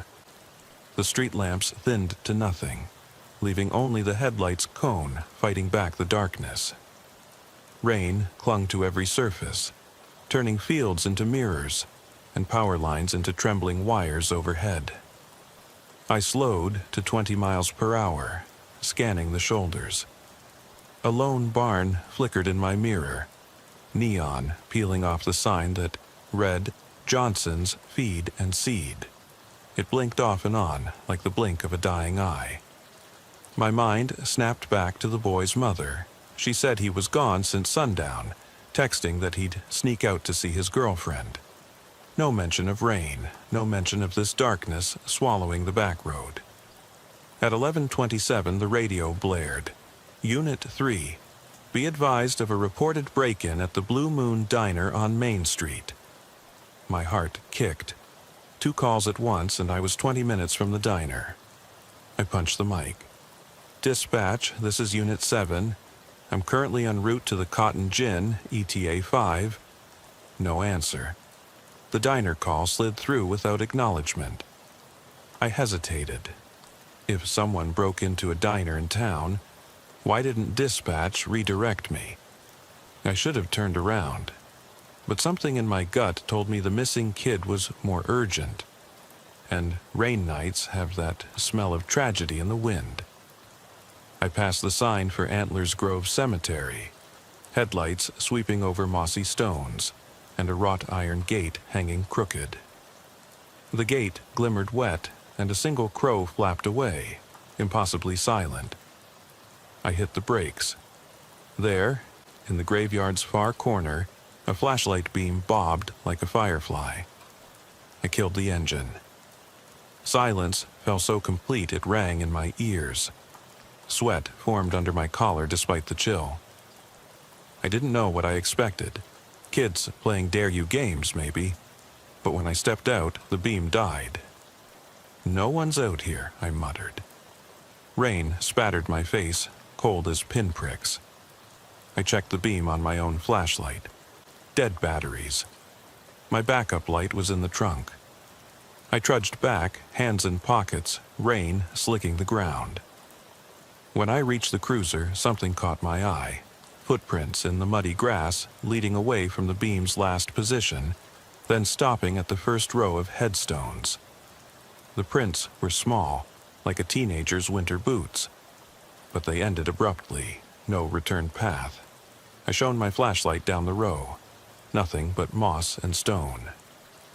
In the passenger seat, I spotted a red baseball cap, soaked through, brim torn. I picked it up and saw initials embroidered inside. J.A.R. The kid's name was Jared Allen Roberts. My breath went shallow. I called dispatch again, voice tight. Requesting backup at cemetery, possible sighting of missing juvenile. Static. Then my phone buzzed. Text, unknown number. He's not here. I dropped the cap back onto the seat, rain dripping from the brim onto my boot. Who's not here? I texted. No reply. I felt the weight of the night pressing against my lungs. I decided to head for the gin. Maybe I'd find him near the rusting equipment, hiding from the storm. I slid back into the driver's seat and pulled away, tire tracks washing over the ground I'd just scoured. The radio crackled again. Officer down, westbound Highway 47. My knuckles whitened on the wheel as the transmission cut out. I slammed the gas pedal, hands shaking so badly I could taste adrenaline in my mouth. A mile later, I saw the cruiser at the Cotton Gin entrance, lights still on but engine silent. I killed my own lights and coasted in. Rain turned the yard into a slick reflection of rusted silos. The broken chain-link fence sagged, torn where someone had slipped through. I grabbed my flashlight and got out, heart thudding. The radio sat on the passenger floor, speaker askew. Inside, the kid's red cap lay on the seat. I I crouched and pressed the button. Static, then a panicked gasp. Jared's voice. "Help, please." It cut off. I kicked the door open. Water pooled on the floorboard. The back seat was empty. I yanked the door behind me. The rain and the clamor returned. I called out, "Jared? You there?" No answer. My flashlight beam crossed the courtyard to the old machinery shed.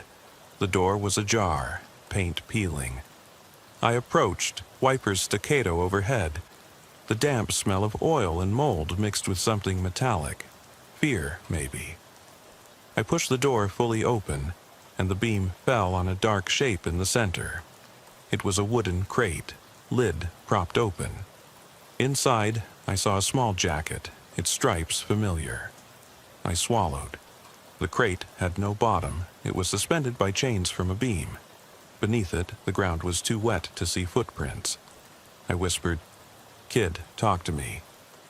The radio crackled again, static, then my own voice. "Stay where you are." It echoed. I spun around. No mic, no dispatch, just me in the shed. My phone buzzed again. A single image of the empty crate. No context, no message. I scrolled back. Earlier, texts vanished. My chest tightened. I reached for the crate's edge, and the beam caught something etched on the wood, a single symbol, like an arrow pointing upward. Under the symbol, scratched deep, were words, "You are next." I stumbled back, flashlight clattering. Rain washed over me. Impossible to tell if the message was fresh. I should have called backup. I should have called Jared's mother. Instead, I backed out of the shed, heart slamming against my ribs, and ran to the cruiser. I locked the doors, hands, fumbling. The red cap sat in the passenger seat, drenched, brim pointing at me like an accusation. I started the engine. The overhead light spun. I dialed dispatch, dead. Then I dialed my sergeant, voicemail. My pulse pounded so loud I thought someone might hear it outside the car. I forced the cruiser into reverse and sped down the gravel drive, mud splashing the doors. At the road's end, I slammed on the brakes and turned off the engine. Rain blinded the windshield.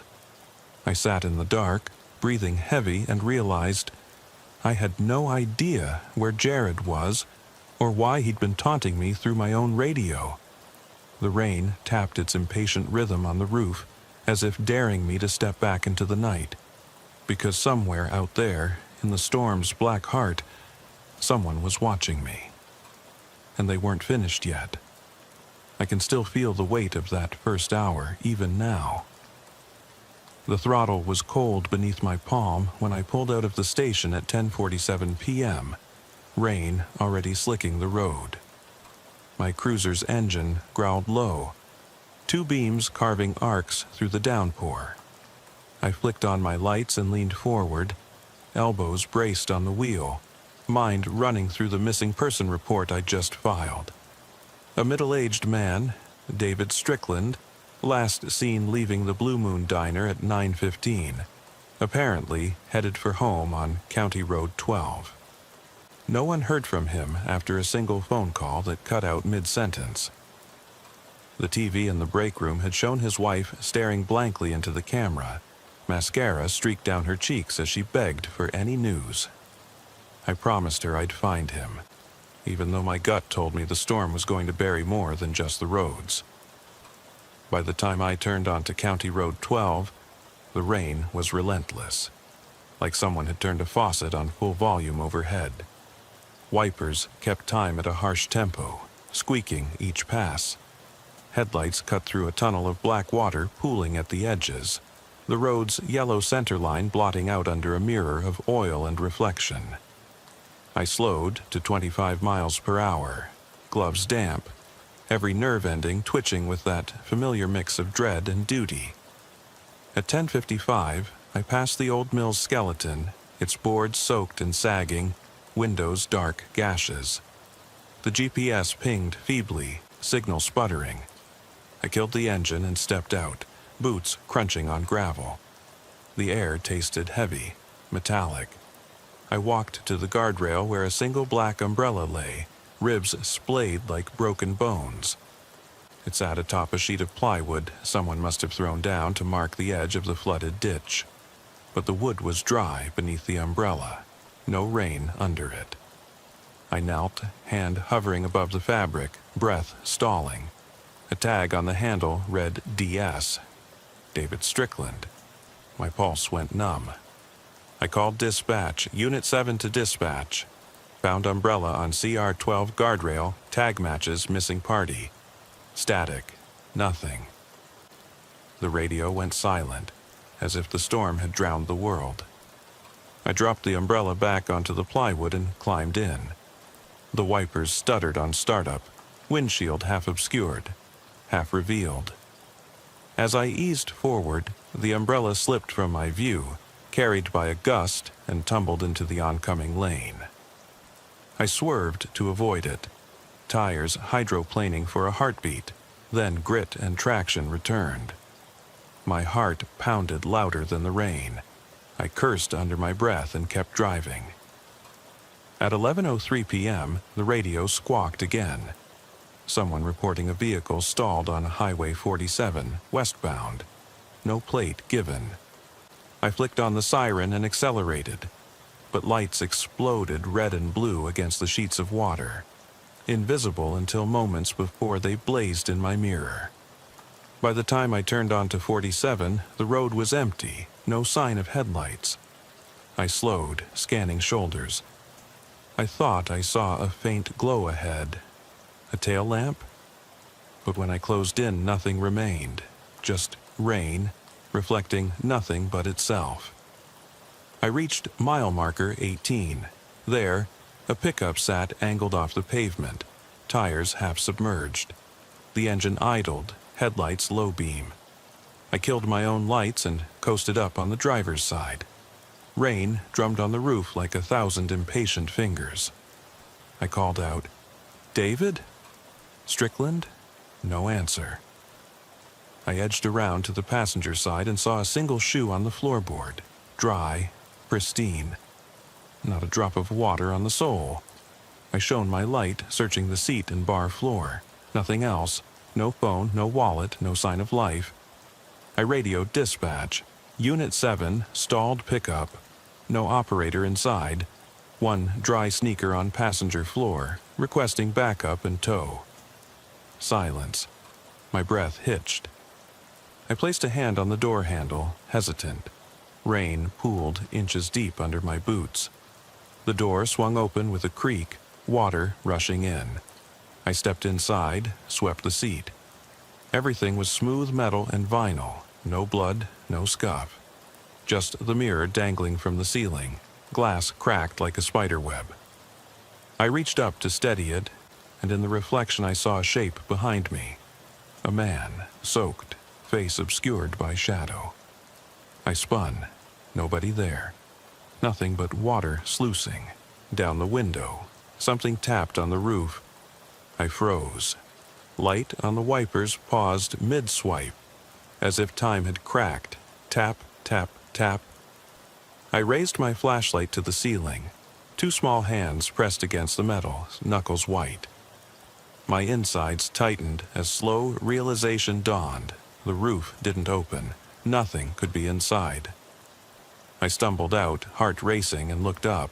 No fists, no figure. Only the rain marching down, oblivious. I left the truck and backed toward my cruiser, every footstep a drum roll. When I reached the rear door, I paused. The radio came alive. Unit 7, come in. My voice trembling. Dispatch, did you just... Nothing but static. I slid into the driver's seat and locked the doors. In the reflection, the mirror dangled at a weird angle. I reached for it and felt the crackle of electricity. No wires. I yanked my hand back, stung by something unseen. The mirror swung free, half its glass gone, shards littering the console. At 11:14, I started the engine and peeled away. My eyes flicked to the glove compartment. On the lid, someone had scratched a message. Find him. letters carved deep, rust seeping around them like blood. I slammed on the brakes and slammed open the glove box, empty. The scratch was on the underside of the lid, metal bare beneath layers of paint. They'd carved it from the outside. I closed the door and drove, heart hammering. The next call came at 11:22. Home invasion in progress, County Road 12, near the Cotton Gin. My stomach dropped. That was back where I began. I flipped the wheel, tire tracks slicing through water, racing back along the same stretch. The wipers complained, squealing at the speed. By the time I arrived, lightning split the sky. The gin's old shed loomed like a broken relic. Its red paint peeled, boards warped. Lights from inside glowed faintly through the narrow windows. I killed the cruiser lights and crept up, flashlight low. Doors hung ajar. The metal chain clanged with every drop hitting it. I pressed the beam inside.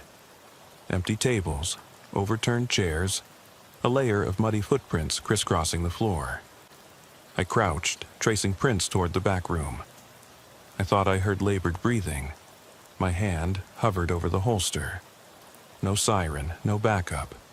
Just me and whatever or whoever had lured me here.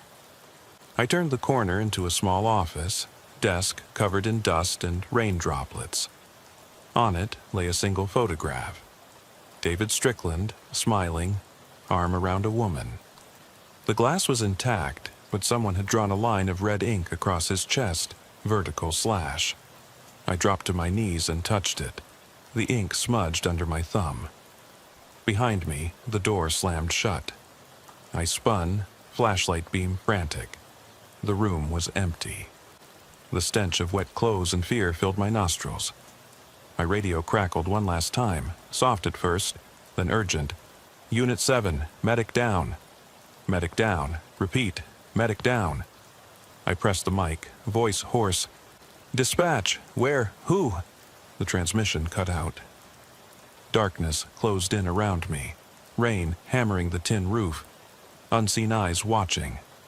I yanked the door open and bolted back the way I came, heart pounding so loud I thought dispatch might hear it. As I ran, a final text arrived on my phone, screen lit against the dark. Rain never lies. I stopped, chest heaving, raindrops mingling with sweat. Lightning fractured the sky. In that flash I saw him, Strickland, leaning against the far wall, head tilting, eyes empty. The clap of thunder cracked, and when my light returned, he was gone. Standing there, drenched and alone, I realized I'd stumbled into a hunt I didn't understand. And the rain wasn't just water. It was a witness. My pulse thundered in my ears as I slipped back into the night, eyes scanning every puddle, every shadow. Because out there, somewhere, he was waiting for me to find him, or for me to lose myself in the storm. And neither outcome would satisfy the person writing these tragedies in water and whispers. The rain was just beginning. The rain came down in sheets when I left the station at 10:13 p.m., beating on the roof of my cruiser like 1,000 tiny fists. I should have stayed under that fluorescent light, filing reports, sipping bad coffee, but duty has a way of dragging you into the storm. I eased out of the lot, tires hissing through puddles, and toggled the mic. Unit 5 to dispatch. I'm en route to the call on Pine Hollow Road, ETA 7 minutes. Static. Probably they were busy with the DUI checkpoint downtown. Pine Hollow Road is one of those forgotten stretches. No streetlights, no houses for half a mile, just trees and waterlogged fields. Rain blurs everything, transforms familiar shapes into shifting shadows. I slowed to 20 miles per hour, headlights cutting a tunnel through the downpour. The wipers squealed in protest, rubber scraping glass in a relentless rhythm that echoed in my skull. I could taste the tension as much as the damp in the air. At 10:22, I passed the old barn that sits crooked by the roadside, its chipped red paint. looked black in the storm. A single lantern flickered in one window. Odd, since the farmer's family keeps the place locked after the lambing season. I killed the engine and stepped out, boots sinking into mud. Raindrops splattered on my jacket, cold as razor tips. I called out, "Hello? You okay in there?" My voice sounded tiny. No response, only the wind lashing dead branches together. Then the lantern winked out, as if someone yanked the cord. I shivered and climbed back in. My radio squawked. "Unit 5, be advised. Motorist stranded on Highway 23 northbound, no plate given." I settled into the driver's seat, soaking in the flickering dash lights. 2 calls, 1 cruiser, 1 rainy night. I keyed the mic. "Copy. I'll check the Pine Hollow first, then cut through to 23 silence. Dispatch must be slammed." Map on the dash GPS blinked. 22 miles to Highway 23, 15 back to the station. I punched the heater. Damp seeped through my gloves and into my bones. The missing person's call was clear enough. A delivery driver flagged down from the road, last seen blinking hazard lights at mile marker 14. But in rain, this thick blinking lights can be any color: red, amber, even white. They bob over the horizon, dissolve into the night. I drove on. At 10:35, the road curved into a shallow valley, water pooling under the low bridge.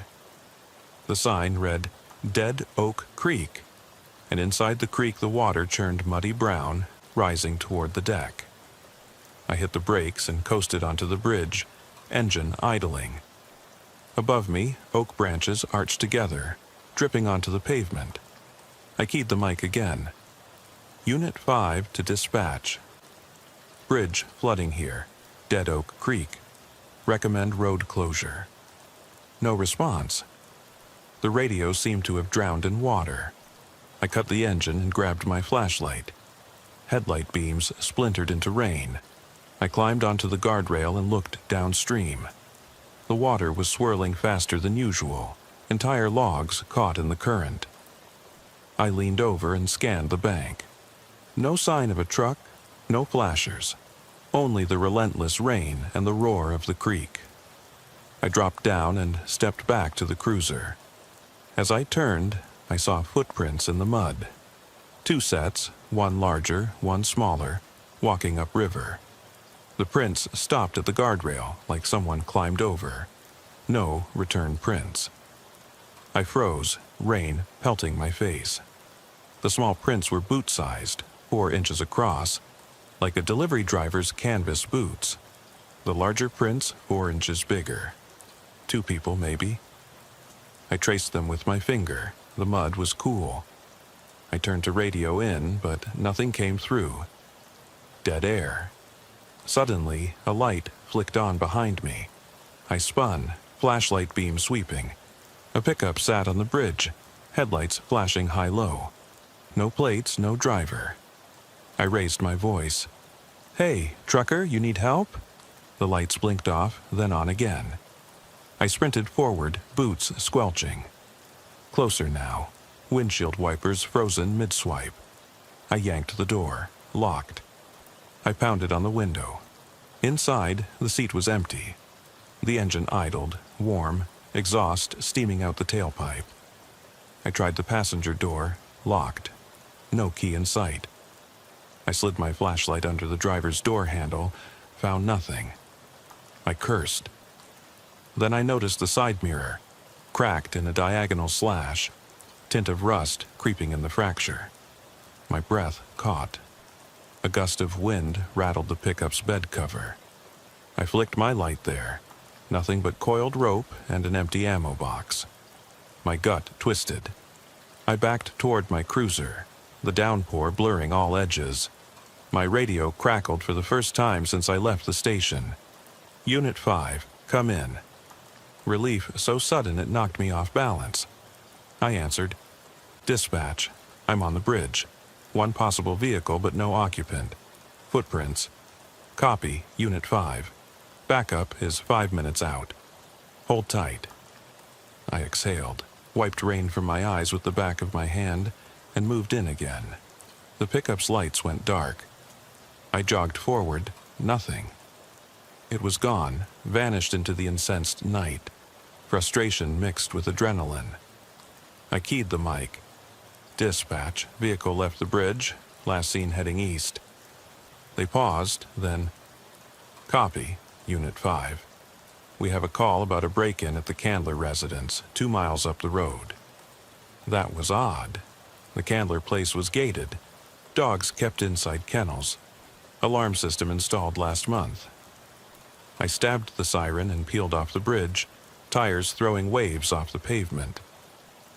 By 10:50, I was at the Candler gate. Lights in the yard flickered. Motion sensor bulbs, but no motion sensor light. Another power glitch. I killed the engine and walked the lane. A single garden gnome lay shattered on its back, head missing. I picked up the broken piece, tiny chipped paint on its face. I pressed my flashlight through the front window. No silhouette, no trespasser. The front door was ajar, the deadbolt hanging loose. I drew my sidearm and eased in. The kitchen was flooded under kidney-deep water from a sink left running. The fridge door was open, milk spilled across the floor, mixing with rose petals strewn everywhere. I sank down to inspect. The petals looked fresh, crimson against the linoleum. Someone was here, crying maybe, or leaving a message. My flashlight beam flicked to the living room. Picture frames toppled, glass cracking like bones. On the coffee table, a cell phone blinking. Caller ID, unknown. I snatched it, thumb trembling, and the screen showed a single text. Don't leave him behind. No date, no time. I cursed under my breath, pocketed the phone, and radioed dispatch. Candler residence secured. Finding signs of forced entry, water running everywhere, rose petals, and a phone message. Need crime scene unit. Silence. I pressed again. Dispatch, you there? Static. A sudden movement on the stairs had me raising the flashlight. 2 wet footprints led from the hallway into the upstairs darkness. I felt sweat mixed with rain still clinging to my hair, only I wasn't outside. I cleared my throat. Go upstairs. Police. I climbed, Wiper's memory echoing behind my eyes. Each step creaked under waterlogged boards. At the top, a narrow hallway stretched into shadows. Another flash of movement nudged me forward. A door at the end cracked open. Dim light spilled out. I raised my weapon, took a breath, and nudged the door. Inside was a nursery. Crib empty, mobile spinning lazily despite no breeze. A pack and play in the corner, sheets tumbled. On the wall, scrawled in what looked like lipstick, "He's waiting." My heart pounded so hard I thought dispatch might hear it crackle through the speaker. I fumbled for the radio mic. Unit 5, nursery at Candler. Message written, need immediate assistance. My finger froze on the button. Silence. No answer. I glanced at the crib. It rocked slightly, wood creaking. I eased forward. No breeze, no fan on. Crib stopped. In the corner, the pack-and-play tilted, gears unlatching with a click. Inside lay a single sneaker. Tiny, toddler-sized. Clean, white, untouched by water. I felt bile rise in my throat. That shoe belonged to the missing child from last month. 13 months old, never found. The Crawfords never got a body. I snapped a photo with the confiscated cell phone. No flash, just the screen's glow. Then I heard it, the creak of the hallway door behind me. I spun, gun up, footsteps on soaked wood. Slow, deliberate. Someone coming down the hall. My lungs rigid. I whispered, "Police, show yourself." The footsteps stopped. Silence stretched, heavy. Then a voice, quiet and tremulous. "You found him." Not a man, not a woman. Too soft for an adult. I hedged toward the hallway, light illuminating dripping wallpaper. At the end, a child, soaked through, hair dark and matted, eyes too old and tired for any kid. He wore a denim jacket with frayed cuffs and that tiny sneaker on one foot. The other foot was bare, toes white. He held out a damp teddy bear, its fur darkened with water and something sticky. I kept my distance, voice low. "You left me." Rain pummeled the window behind him, wind rattling the panes. I swallowed, mouth dry. My radio crackled at last. "Unit 5, back up here. Entry breach, north wing. Proceed with caution." Relief jolted through me but was gone in a breath. I looked back at the boy, his eyes unblinking.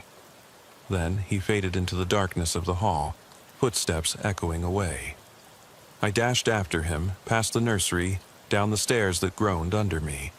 But when I reached the bottom, the hallway was empty. The front door swung in the wind, water lapping at the threshold. I stood there, rain through the broken panes, puddles spreading across the floor. That boy's voice rang in my ears. "You left me." I forced myself outside, back up at my side, and slammed the door shut. Dispatch finally patched through to me as I turned the lock. "Unit 5, status?" My voice shook.